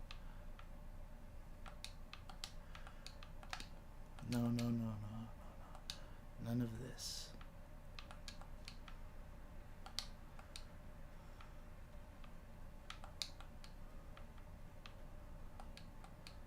I hope the crow finishes him off. Yes! Oh, thank God. Yeah, see, that was pretty cool. That was where I really felt like I was using the mechanics all the way, you know? Blighted scum, how could they? How dare they? Oh my God, I get to play more of the game now. I hear muffled voices of the villagers outside my shack. I hope that was a legendary soul or whatever the fuck. They fear what I have become upon my return from the fortress battle. I chose to become an immortal knight to protect them all. Well, you fucked up. There are days I wish I would be purified, but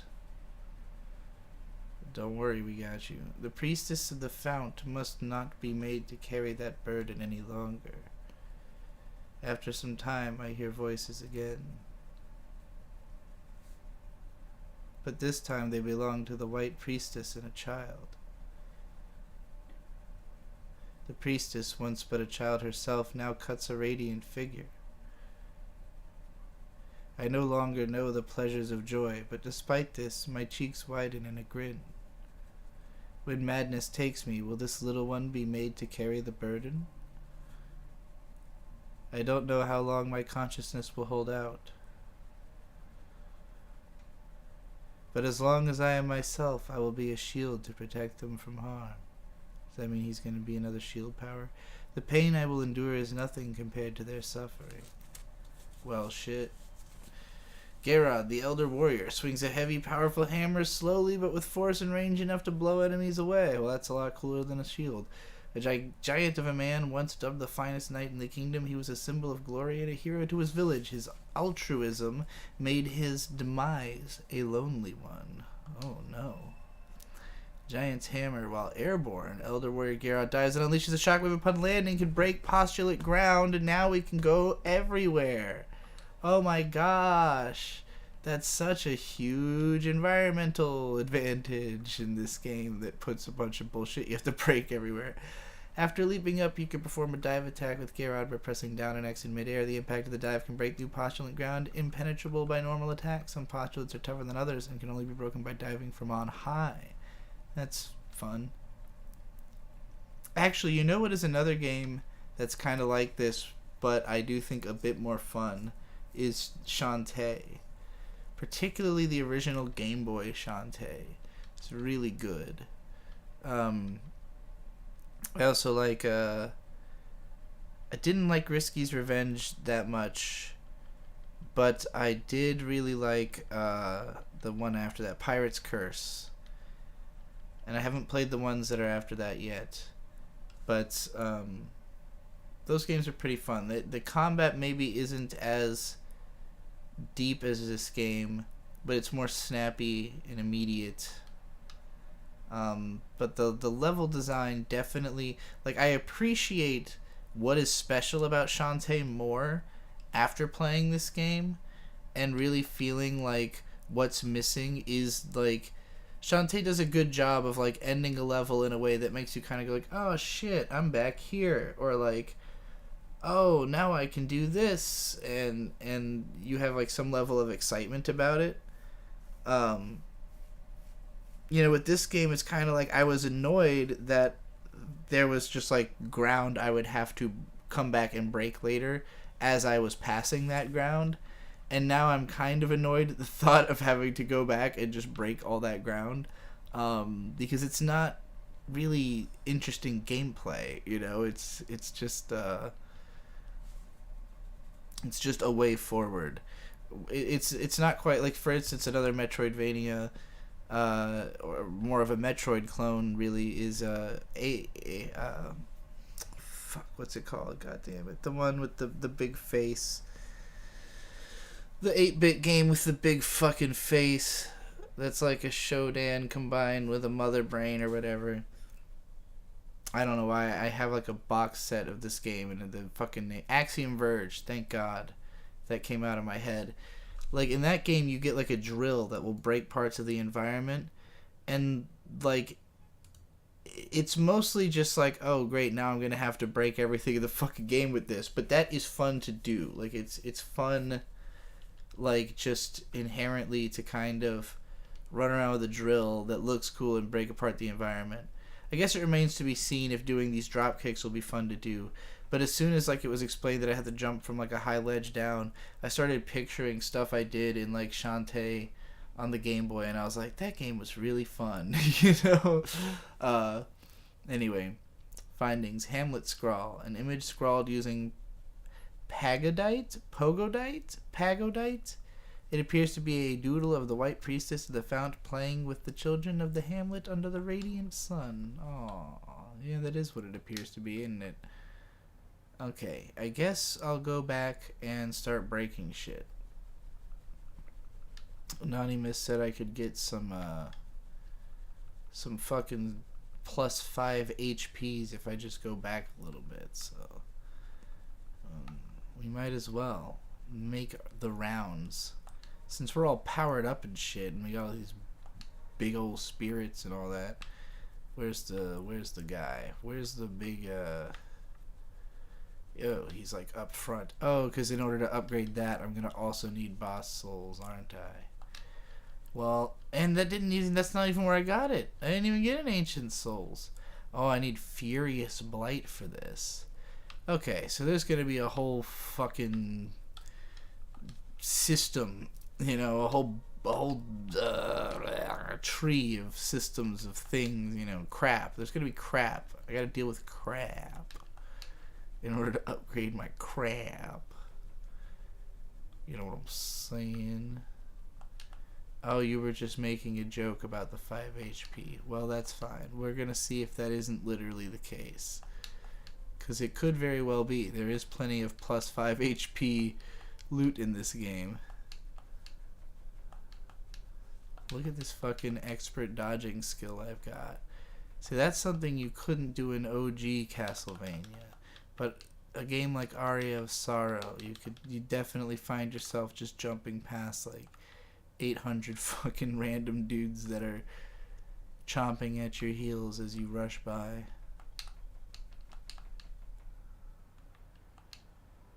Oh, this big motherfucker. Alright, here we go. We're gonna do the ground pound. See if it's enough. Oh, okay, right, I have to press down.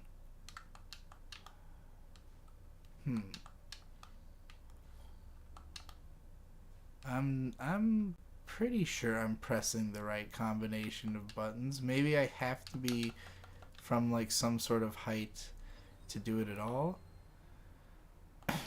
Maybe that's what I have to climb this building.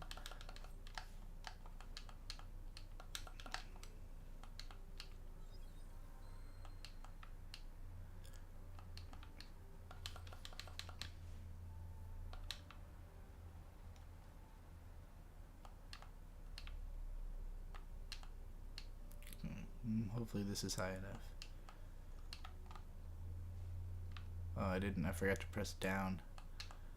Shit.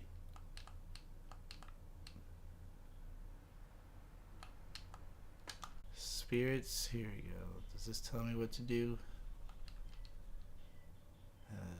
Main skill.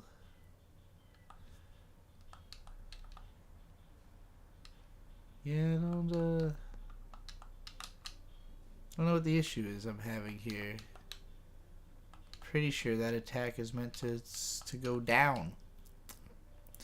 Mike Hunt with Australian $2. Is YouTube a viable way to make an income? Yeah, absolutely.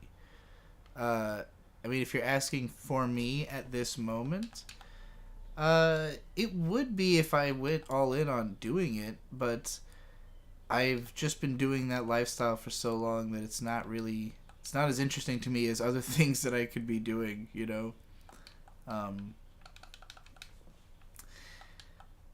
It's funny to me that like YouTuber is such a sought after way of life because it's not a very interesting way of life. Like for the most part, especially if you're doing, it depends on the type of YouTubing you're doing, right? Like a lot of my favorite YouTubers are people who are doing something interesting.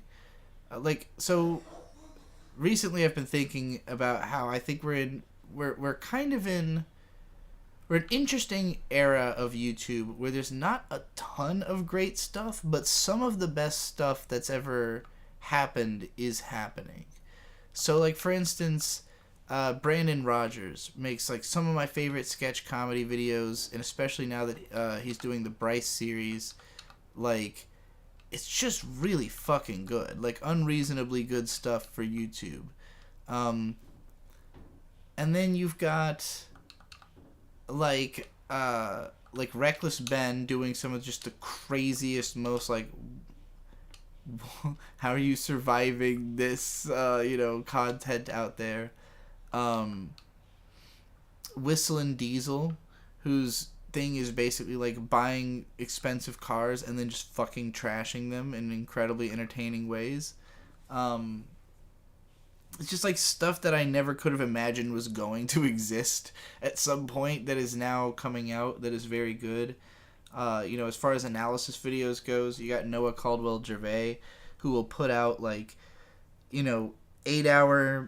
full game full game series retrospective, and then 7 hours of I drove across the country and wrote everything I found out about the first transcontinental byway, and drove it and have footage of it. That's incredible stuff to me. So a lot of the best YouTube content that ever has been is being made right now, and I know all those people are making money. And the more impressive you are, the more money you stand to make. Personally, I don't have big impressive ideas for YouTube. I just don't have I'm not creative like that. I'm a writer first and foremost. My videos have always pretty much been a writer and a speaker, I'll say. I have always thought of my speech as just sped up writing pretty much, but that's my forte, is I can talk about stuff, I can write about stuff. Anything beyond that is kind of out of my medium, but is so YouTube isn't necessarily a natural fit for me as a creative in the same way that Substack totally is. Just having a blog, very natural to me. Turning that blog into something that is repetitively entertaining on YouTube is a totally different ball game. So yeah, I think YouTube is it's something I could do, but I don't have the kind of ideas that I think I could do it at a level where I would be making something seriously interesting and exciting and that would make a lot of money the way that some other people are. Anyway, not right now anyhow. Maybe one day. Hamlet Request 2. Warning. The catacombs are off limits. Blighted captured in Land's End are being held in the catacombs. To reduce the risk of further spread of the blight, the catacombs are off limits. Also note that harboring individuals carrying the blight is a crime. Report any and all sightings of the blighted to the Royal Guard immediately. Well, that's all problematic. Of course there's a fucking catacomb, because why wouldn't there be? Given the choice, I'd rather have lost my mind than this. Don't worry, I got you, buddy. And I got some Furious Blight. Okay, I can right away level up the thing. Maybe I have to do that before I can do the downward attack. Frankly, I don't know what the problem is. I keep trying to do it and it's not happening. I don't know if it's an issue with the controller input reads or something. I have no idea what the problem is. What I aims to find out, or rather I might need to find out to continue. Must feed Algae Chan? That's funny.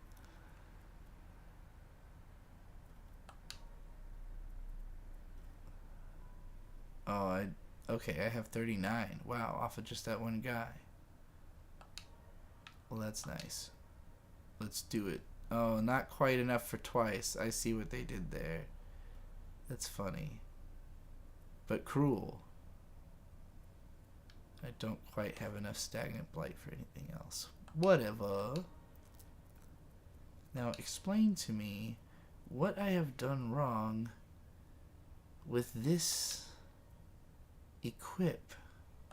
Maybe I need it to be in set 2. Will it do something different if I have it in a different set? I don't think so, because that isn't the case with other stuff I've used.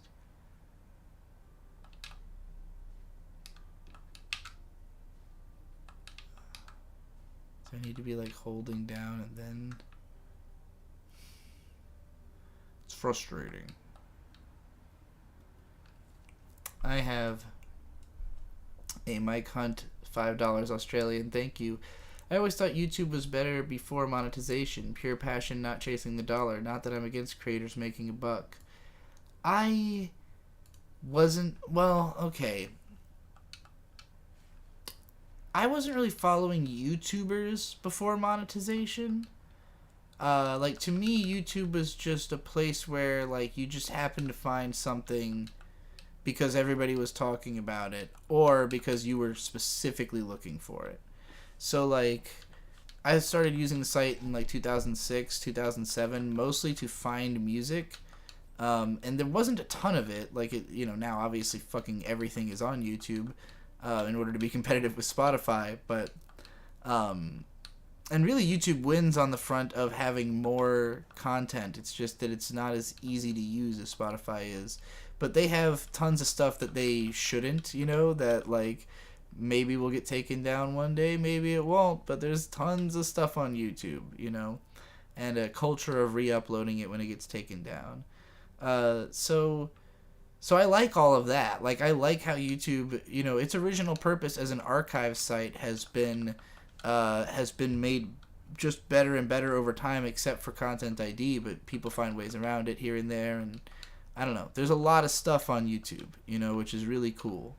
Back then it was like, basically I could find a couple of songs maybe if someone had made AMVs out of them, so I watched a lot of AMVs and listened to a lot of music. And the only stuff that I remember, like, as viral videos was, stuff that really got big. Like, fucking, hey, yeah, yeah, yeah, yeah. It's like an older one that I remember being a big fan of. From YouTube specifically. Like, I can remember plenty of viral memes pre-YouTube. But, like, early YouTube wasn't as much of, like, a... I don't know, I heard about things like Fred or Lonely Girl 15, but I myself never saw those things. Or Annoying Orange, like, I never paid attention to most of the stuff that, like, was actually, like, mainstream successful in the early days of YouTube that would go on to get, like, paid to do real shows,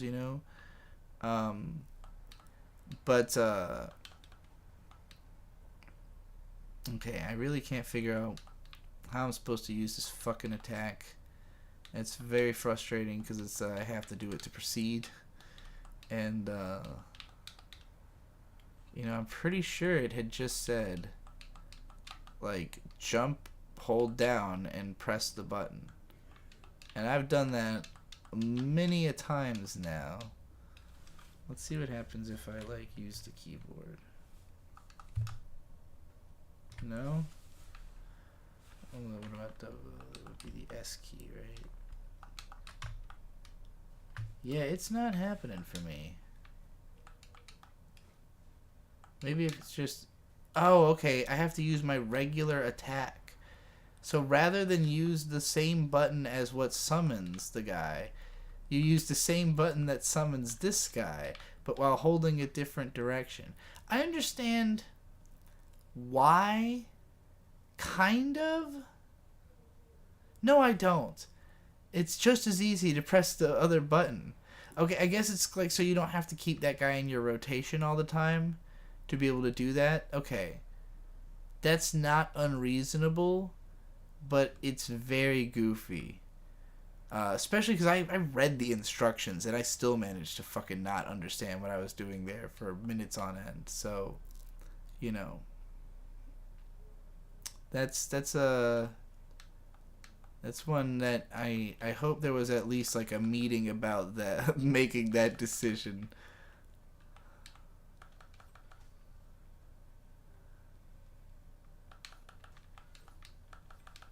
I don't know how many people made this game. I assume at least more than one. It's got a lot going on, especially in the animation department. It's very... it's interesting.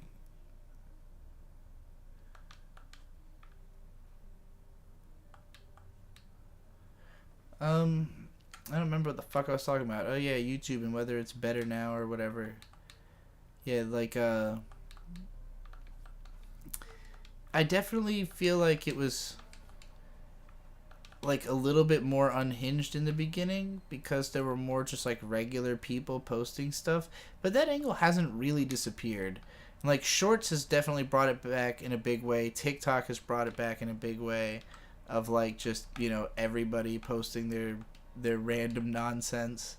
and I'm happy about that. You know, we had Vine for a little bit that kind of revived that spirit. Um, you know, I think that kind of stuff maybe was more visible before there was also all this like corporatized stuff and all this like, you know, people who've turned it into a small business and those kind of channels. But I also like a lot of those channels. Like I think there's plenty of YouTube shows. Like Bird will watch stuff like Linus Tech Tips or uh, Donut Media, which are like, you know, basically like whole. It's pretty much like if you were watching like a car channel on television or a tech channel on TV, but done in a style that is, you know, relevant to people on the internet rather than people who watch those types of shows. So like, you know, I think those type of channels are very good, where they just are like, yeah, we have a bunch of experts on a thing and we're gonna be the channel that talks about that thing. Like, you know, uh, those types of channels have only grown and gotten able to do more and more crazy stuff over time. I've always been a big fan of MKBHD as like my go-to tech channel. You know, some of his videos can be a little bit like suspiciously shilling, but for the most part he still does really good review. You know, when he does reviews, they're really good reviews. He'll just do stuff that's like a little bit askew of being just a review, you know, show off tech for somebody. The cartoon factuator with $5, thank you very much, says, is there any way you can make your analysis on Spirited Away available for download again? The Google Drive link stopped working ages ago. Yeah, I don't know if I have it. That's the issue. So, like, I have a lot of really unorganized files of, like, all my, complete projects on several different drives. And, you know, I've reorganized and lost stuff a lot over time, and so like I assume that it is somewhere, but the question is, if it got deleted off of Google Drive, where the fuck can I host it? Now at this point, I guess actually it might be on BitChute. I'm now thinking about it. Like if I ever did find it, I feel like I would have re-released it. I don't know. I'd have to look into that. Or like, what's the other? I have Odyssey, where currently like everything I post to YouTube automatically posts to Odyssey. That's probably somewhere I could host the video if I found it, but it would be a matter of finding it. And like, you know, it's just a case where that was that was a video that was not edited to ever be put on YouTube, because that was the first time my channel got taken down. So basically 2015, at the start of the year, my channel was completely taken down for content ID, and it made me really depressed, and it took like 2 months to get it back all the way or something like that. And I spent a lot of time watching Game Grumps in marathon fashion. And then I'm trying to remember what I'm fucking talking about. Spirited Away video, right? I decided basically, like, because of the fact that most of the money I was making was through Patreon, I didn't necessarily need YouTube. Like, I didn't need the videos to come out on YouTube.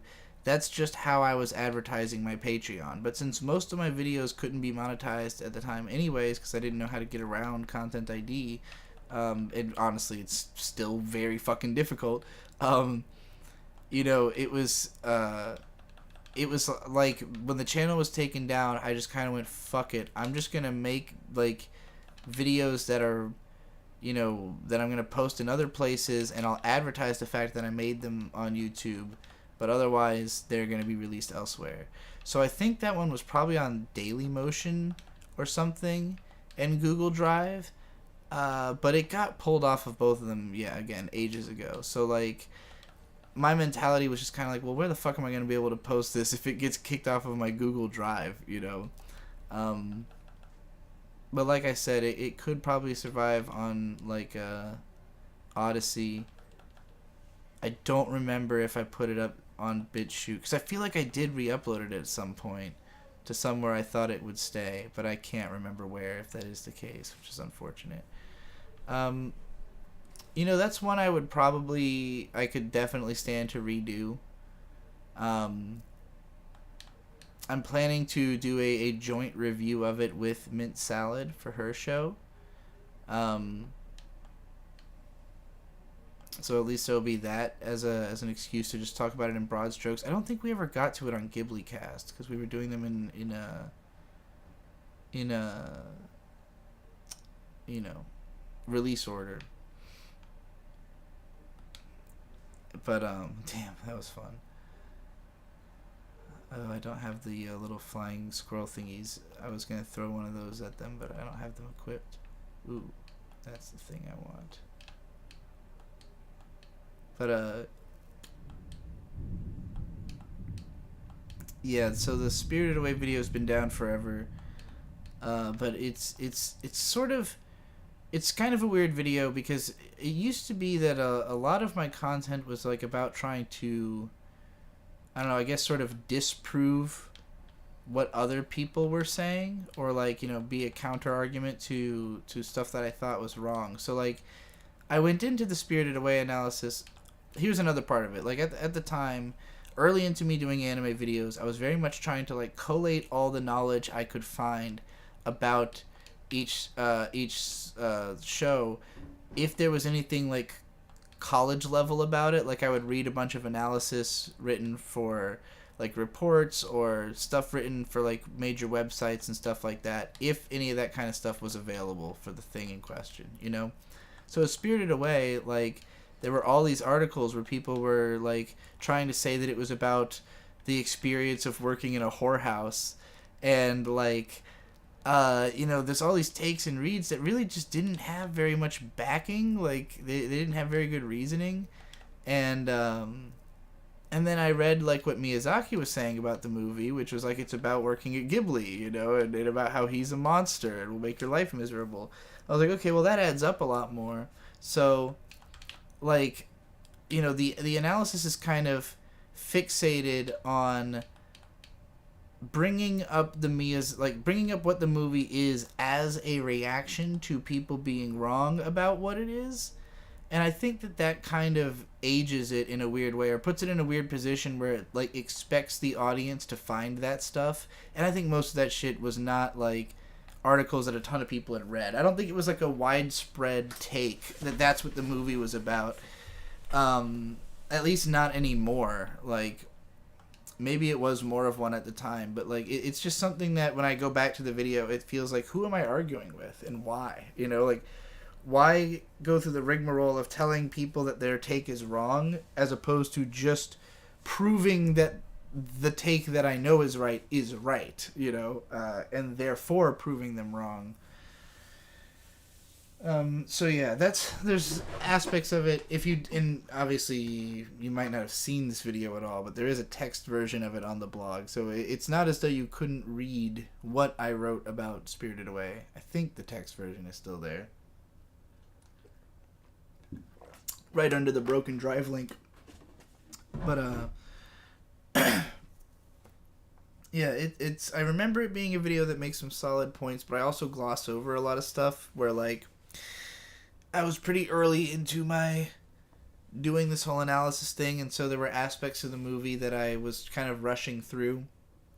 I barely talked about the music at all. Somebody had criticized me for that. Like, I pretty much am just like, yeah, it sounds good. Joe Hisaishi, he sure is a guy who does good music. But I had like nothing meaningful to say about it, which the fact that someone criticized me for it means that there's probably some meaningful things that could be said about it that would be worth investigating. Anyway, I'm gonna smoke another bowl out of this giant fucking bong, because I am celebrating my victory over that boss earlier. And over the controls that I didn't understand for like 5 whole fucking minutes.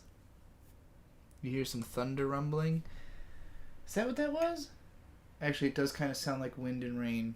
Yeah, probably. The rainy season is kind of always back and forth here in Kentucky. It's pretty continual. It's not Oregon levels of rain or Washington levels of rain, but it's at least Virginia levels of rain, if not more. Hello, Trixie. Hello, Red Panda. Going to bed.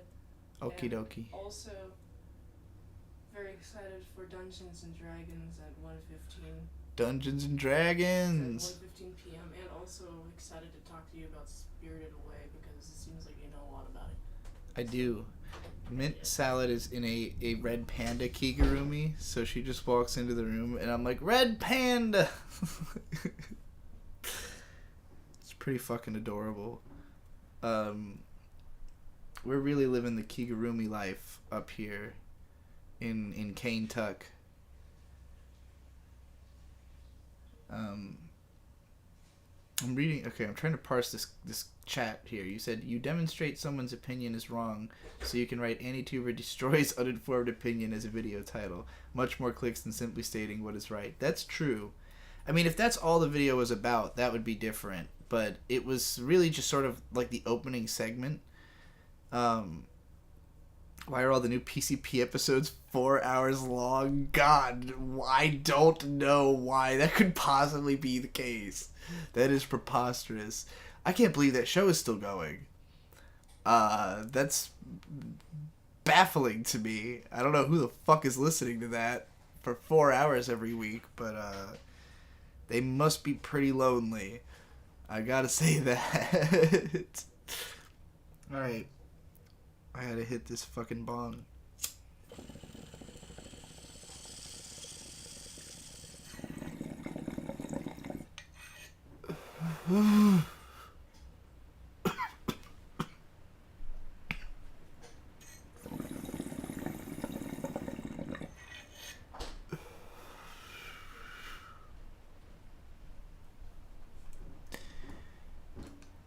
Everybody, you know, I always get asked about like what kind of content I would come back and make, but I really do want to know what people want from me. Like, no matter how far flung, you know, I'm always interested to know what people like envision, what people think they want, because I'm never gonna do it. Like, I'll probably never do the ideas that you submit to me, but knowing what they are can often give me a direction to target. Where like, you know, I've had times where I'll like read 70 names of anime, and then one of them will remind me of like a totally different thing that I then end up, oh, that's the thing, of course, how could I have forgotten this was a possibility, you know? It is now raining ass outside, so if this stream suddenly comes to an end, it'll probably be because the internet gets not so good sometimes when it big rainy over here in Kentucky. That is actually what Kentucky was originally called, by the way. It's an evolution of Kentucky. So I've been insisting on it. Kusomega and Anime Alphabet, I do also kind of want both of those things too. So those are good answers. But what would you want the next anime? So Anime Alphabet M would be next, right? Or would you rather? So would you prefer if it was me finishing the Eureka 7 series first, or moving on to the letter M? And either way, what would you want the letter M to be? That's where it really gets testy, you know, because it's like, it's nice to think, Anime Alphabet, that'd be fun to do, but like, you know, are we talking about, what are we talking about watching, you know? I was thinking about this today because Anime Alphabet started specifically targeting more so shows for girls, and like stuff that doesn't get talked about as much on like lists of classic shows. So I would say I've done a pretty good job of keeping to that, where like Ava might be, well, no, Fullmetal Alchemist is probably the most popular show I talked about, but that's also like the biggest show with girls, so that was part of the incentive there. Whereas like something like Ninja Scroll was more of a personal like, I want that to be on my list. Now see, Mobile Suit Gundam is the obvious choice, but am I the person to talk about Gundam? Like, can I really do justice to Mobile Suit Gundam?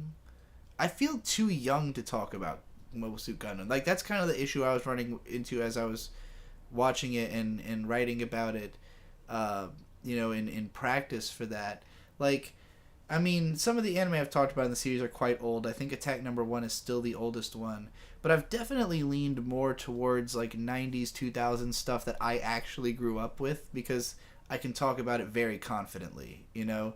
Like, I had to finish Inuyasha to talk about the show, all the way through, but I could talk about all the cultural aspects of it, and how it impacted the America, like, off the top of my head, because, I lived through all of it. Madoka's not a bad answer. I do have a Madoka video that people still watch. It's really more of, like, a review, and I'm kind of being an asshole about it.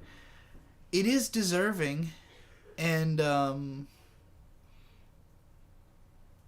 feel like there's plenty that could be said about it, and it is something I lived through, and it probably deserves classic status, though it's hard to say. I feel like its day in the limelight may have come to an end already, but at the same time, there's still I'm sure there will still be more Madoka media going forward, I guess, is what I'm trying to say. Mal has an April Fool's poster for Princess Mononoke.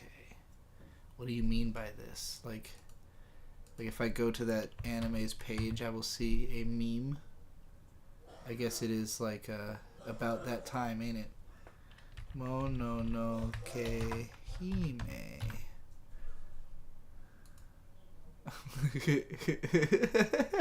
That's actually really good. I do recommend everyone go check that out. Thanks for that, Jacob Wagner. That is fucking funny.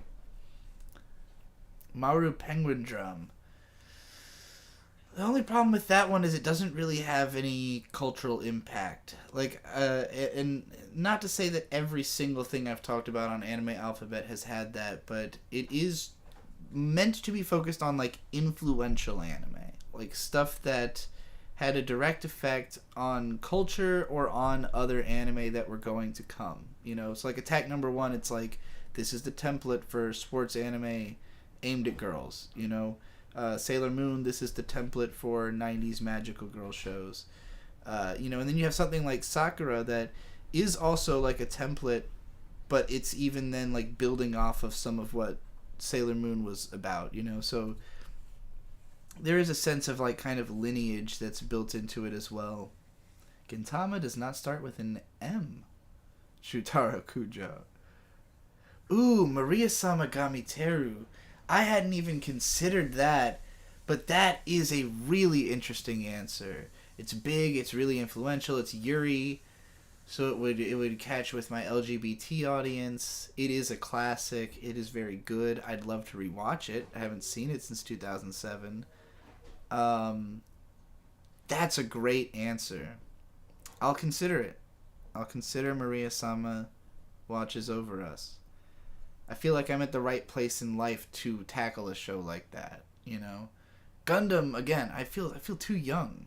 I feel too out of place. I feel like I'm gonna fuck it up. I feel like I'm gonna get screamed at by somebody with a mech avatar, inevitably. And I'm gonna feel like I deserve it. I feel bad. Like I have to do better. And then I'll spend my whole life trying to make a decent Gundam video that I can't. It's the unattainable, I also know that nobody else is going to make a fucking Maria-sama Gamiteru retrospective video, so that's not a bad idea.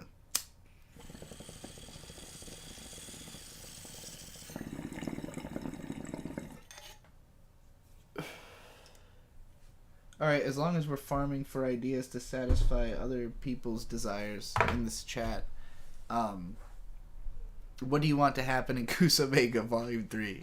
Let's go for it. You tell me what needs to happen to continue the story. Does something need to blow up? Does somebody need to die? Does somebody need to get a new power? What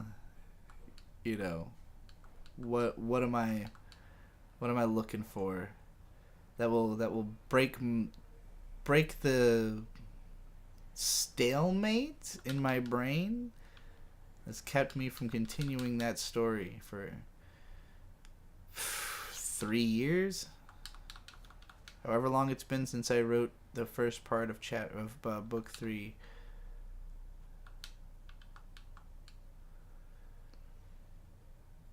Do a Mirai Nikki episode as a shitpost? No. I mean, that wouldn't be a bad thing to talk about necessarily. I don't know if it had much, it was popular. I don't think it had much influence. Mostly just because the genre that it's a part of already... Well, it probably is more influential than I give it credit for, just because I look at it as, there's a ton of stuff that's just like it that already existed. But there's even more stuff that's even more like it. Like, something like Platinum End. Oh, come on. That had to have been influenced by Mirai Nikki. It's just too similar. It feels like... Platinum End feels like the guy who wrote Death Note read Mirai Nikki and went, fuck, why didn't I think of this? I want to do this. When do I get to do this? How can I get myself one of these, And then he got himself one of those.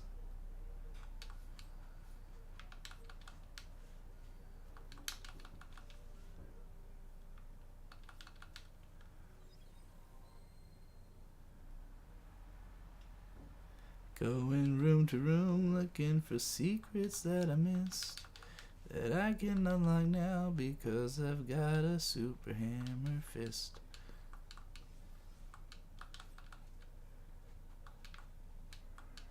I leveled up. I am the queen of the cosmos. Apocalypse, and then have the rest of the story be post-apocalyptic. That kind of works for where the story is going. I could see something like that happening, very Akira style, within book 3, since it is a giant war of the gods and all.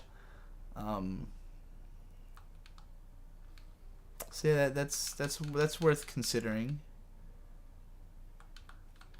Anonymous with $5, thank you, says, you get a Mirai Nikki, you get a Mirai Nikki, everybody gets a Mirai Nikki. I want a Mirai Nikki, I'm not gonna lie. I would love to have a Mirai Nikki.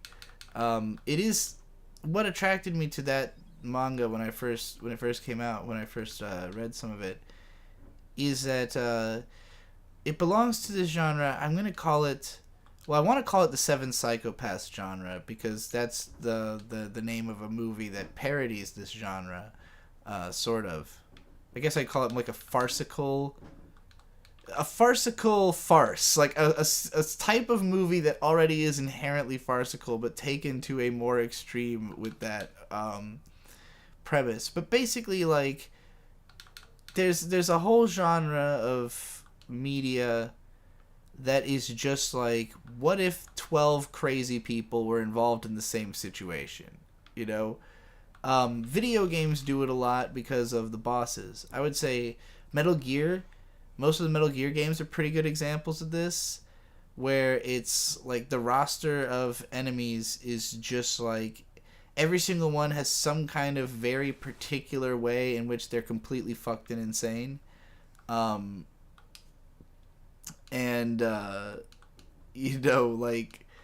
Dead Rising was a good example of this. That's the one that always pops into my head because the whole game is you run around a mall, and every time you find a boss fight, basically there's a cutscene introducing just some completely whacked out fucking insane person. You have a really unique fight with them based on whatever their sort of gimmick is.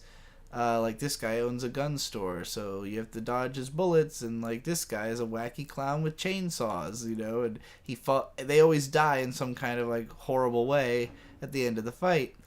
like the clown falls on the chainsaws and stuff like that. So, am I the least prolific light novel author? It might be up there. There's gotta, the guy who wrote Welcome to the NHK, I believe, is extremely unprolific as well. And I'm happy to be in his company. I thought you left YouTube. I've left YouTube as a profession. I'm not doing it as a full-time job or anything like that. I just have this channel so I can stream on it and collect ad revenue from all the videos that are up. And that's pretty much it.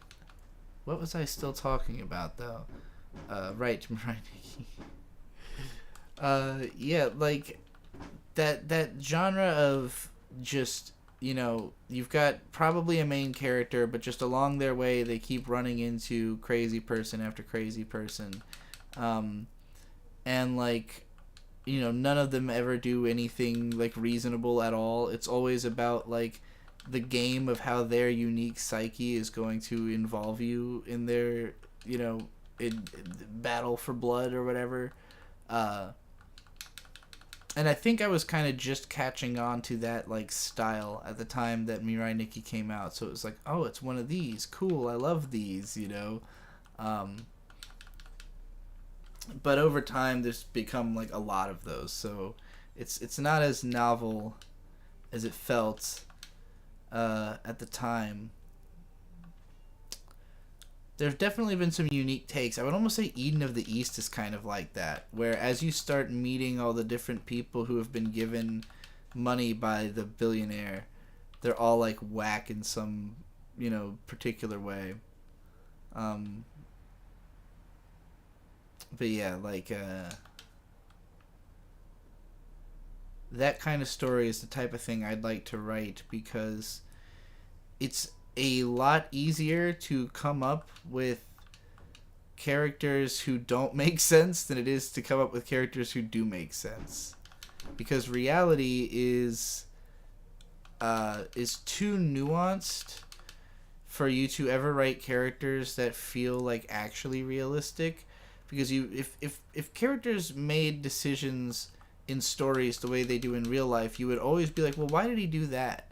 And then you'd have to learn so much fucking shit to understand why, you know, a real person would have said something exactly the way they said it, because people are just not clear in their communication, you know, like, and a lot of the time that's intentional, you know, but it's intentional for reasons that are not meant to be understood. So like, creating characters who can communicate with that level of depth is very difficult, and rather than try, because you'll probably fail, it makes more sense to just create something that's like obvious and communicates very clearly, you know. Oh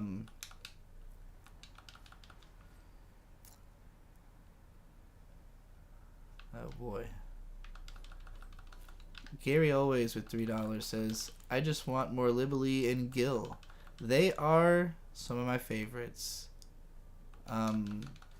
The conversation between them is one of my favorite conversations that I've written in, you know, when they're arguing about music. And I have ideas for other similar interactions that they could have that I think would be really good.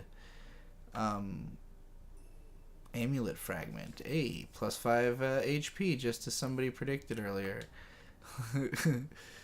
Pick up Furious Blight. Alright. But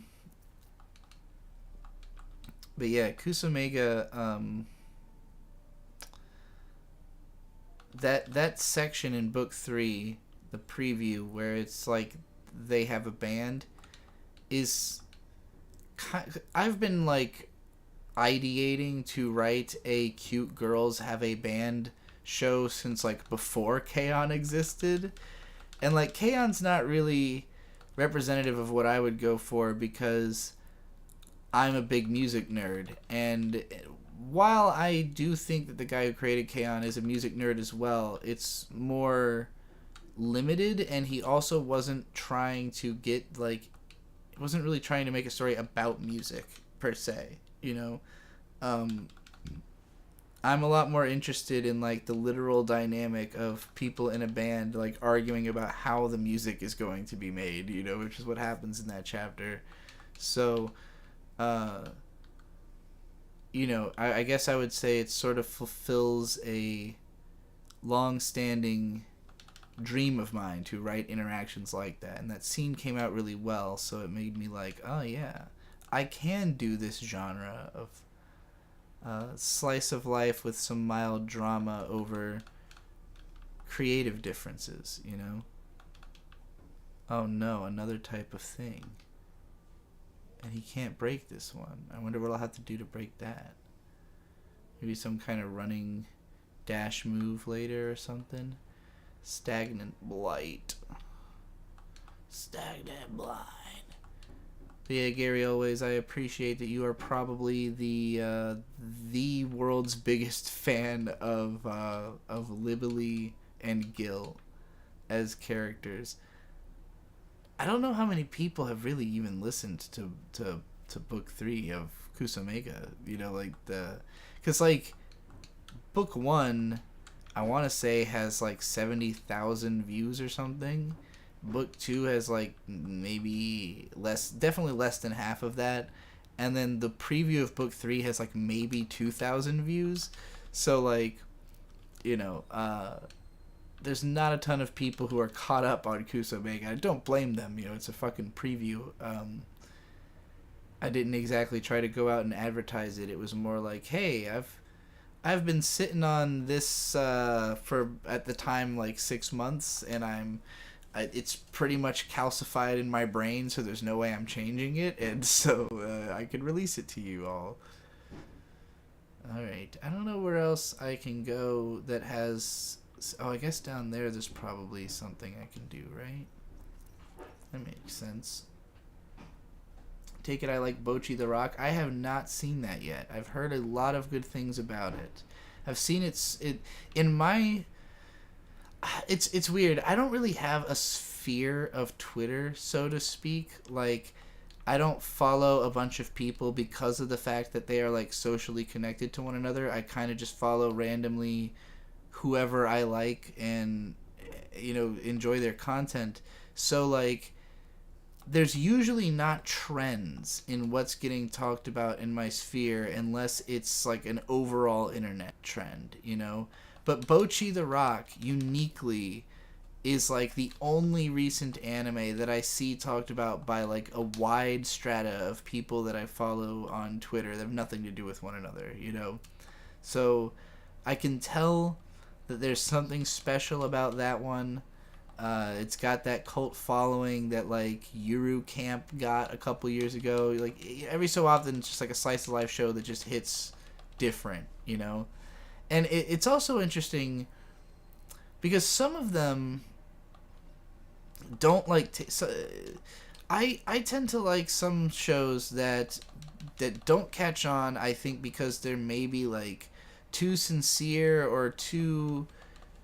I don't know, like Akebi-chan's Sailor Uniform, like I really liked that show. It didn't really catch on or get talked about, didn't really become a meme or anything. I'm not sure what special sauce was missing from it. But at the same time, it hasn't really stuck in my mind either. Like I remember really enjoying the experience, but I don't have a strong sense of how I would communicate about it. So maybe that's what's missing. Where like, you know, Yuru Camp, like just the comfy like outfits alone, just like seeing the girls in like the cute versions of like camping gear, maybe that was enough to like translate to people. Maybe it was the face, you know, the facial expression, like the difference between the attitudes of the two main girls, you know, the contrast. It's hard for me to say. Oh, that was what I needed to do. God damn it. Alright, well, at least all the enemies are dead. But, yeah, like, it seems like Bocchi the Rock has caught on in that same way. And, like, there has been other anime about girls with a band since K-On! So it's not like people were just waiting for the next K-On! Or anything like that. You know, it just is its own beast. The aesthetic doesn't really grab me from a distance. You know, just seeing images from Bocchi the Rock hasn't made me like, oh, I gotta watch that. It looks fucking awesome, you know. It's really more of like a, oh, I've heard this is good, so I should give it a shot, you know. But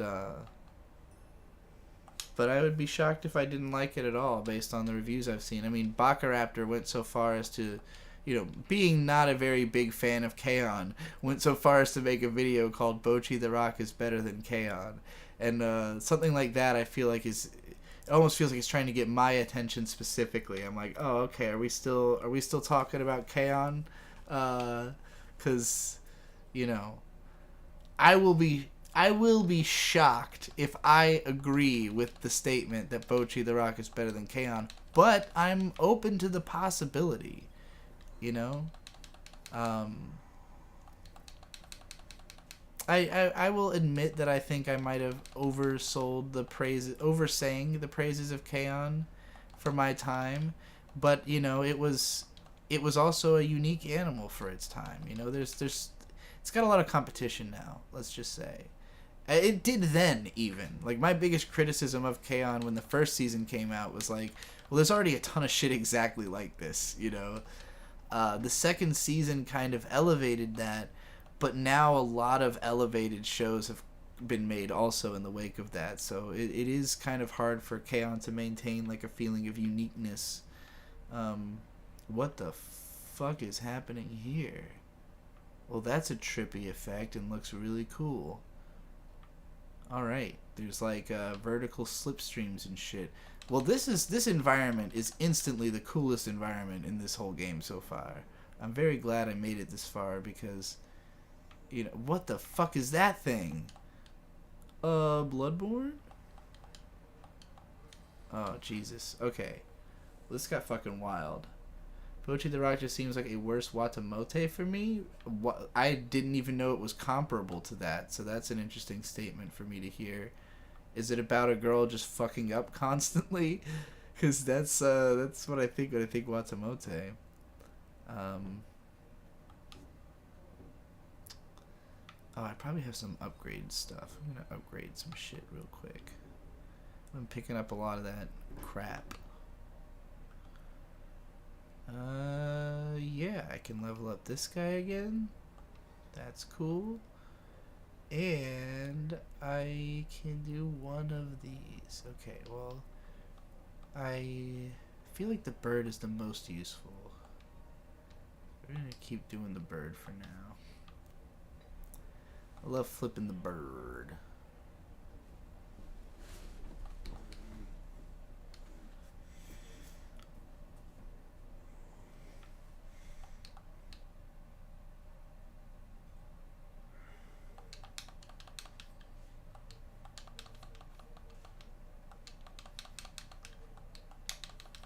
What's with all these goddamn crows?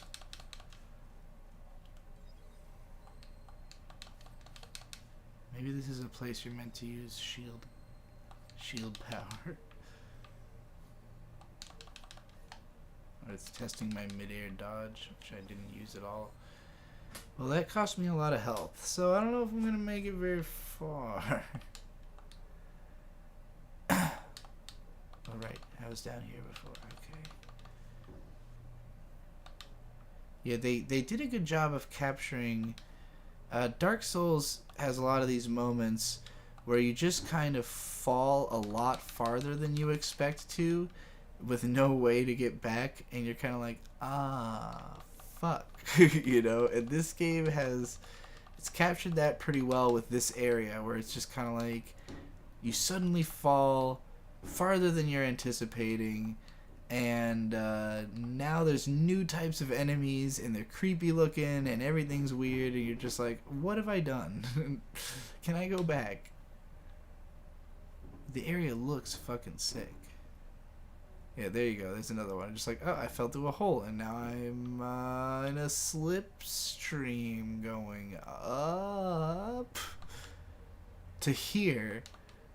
I assume this dome is like somehow creating a magical effect that makes that possible. I got another amulet fragment. That's nice. Okay, so I haven't been up this way yet. It's also an interesting use of space. Like the map really doesn't convey. Okay, that was a shortcut. Sick. I'm glad I went up there.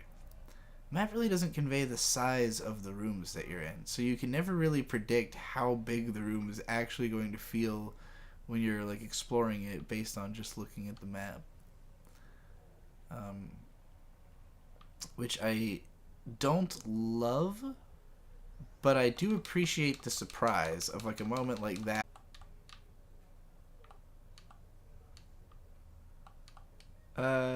Yeah, new Trigun looks sick, I would say.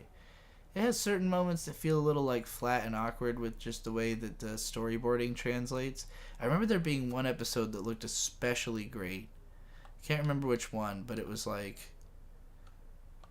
I know there was one where there was like less animation, but the storyboarding was really, really great. And then there was the one right after that had like awesome animation the whole way through or something like that. And that was pretty cool. But the show on the whole, don't know how I feel about it. And do I think that the style is better than the original? Not necessarily. It's very different, differently good. You know, good in its own way that's not really comparable. Probably less iconic, but it's hard to say because it's already just like a mutation of something that was iconic. It's kind of like Hatsune Miku in like a racing outfit, where like that is in itself kind of iconic, but in a different way and for different people, you know?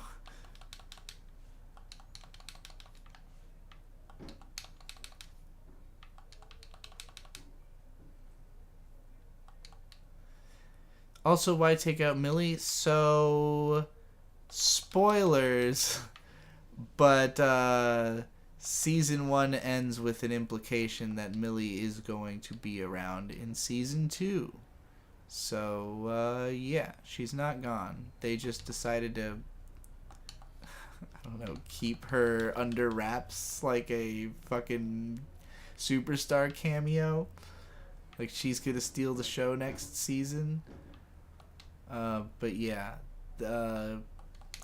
I really think they mostly did that just to make sure that you really understood that this was its own Trigun. That, like, regardless of it using some of the moments that were, like, you know, plot beats of the old show and the manga, it is not the old show or the manga, you know?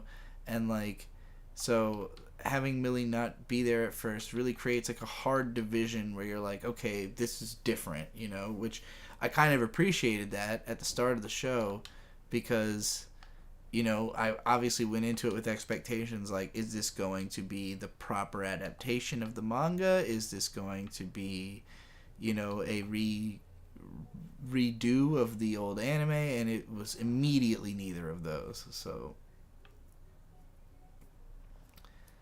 if Millie's hot, I'll the show. I think if Millie is hot, the show will have a chance at actual success, because it doesn't seem like anybody was really watching it. Like, it hasn't scored that well on Mal. It's not at the top of like any streaming sites or whatever. It's like, it seems like it mostly went under the radar, which is kind of a shame. You know, so maybe it'll pick up if there's a second season with Millie, but you know, we'll see what happens, man. If the show actually get it, I mean, it had a sequel pitch basically at the end of the season, so I think they're planning another one, but I don't know if it's been announced or whatever. Oh boy. All right. Well, it's 1 minute to midnight, folks, and I'm here at a save point. You know, any super chats I make after midnight, I'm not going to see $1 of until the 22nd of May. So I'm less interested in that money than I have been in any money that I've made up until this moment today. And there it goes. It's midnight. So yeah, I'm gonna call it here. I've been having fun with this game. I'm glad I made it to a new area. I was worried if I had given up on that boss, I probably never would have played this game ever again. But now that I beat that boss and I got to stop at this fucking magical spot with the jellyfish, I'm actually going to take a screen cap of this because I think this would make a good thumbnail for this video. Yeah, this is just such an adorable and whimsical image that I've got in front of me that I think it's worth immortalizing. But that's pretty much it. That's going to be the end of the stream. Thanks, everybody, for coming out. Maybe I will stream more this month. I have no idea. You know, I did a stream right at the end of last month for pretty much the same reasons as this month. And I thought about streaming more this month, but I ended up having a lot of work in March, so it wasn't like I had all this time to kill. But right now I'm between jobs and, well, not like jobs, between work, you know, between instances of my job employing me to do things. So I have time to stream. So maybe I'll do some more of it, even if it's for money I won't see in a month and a half or whatever.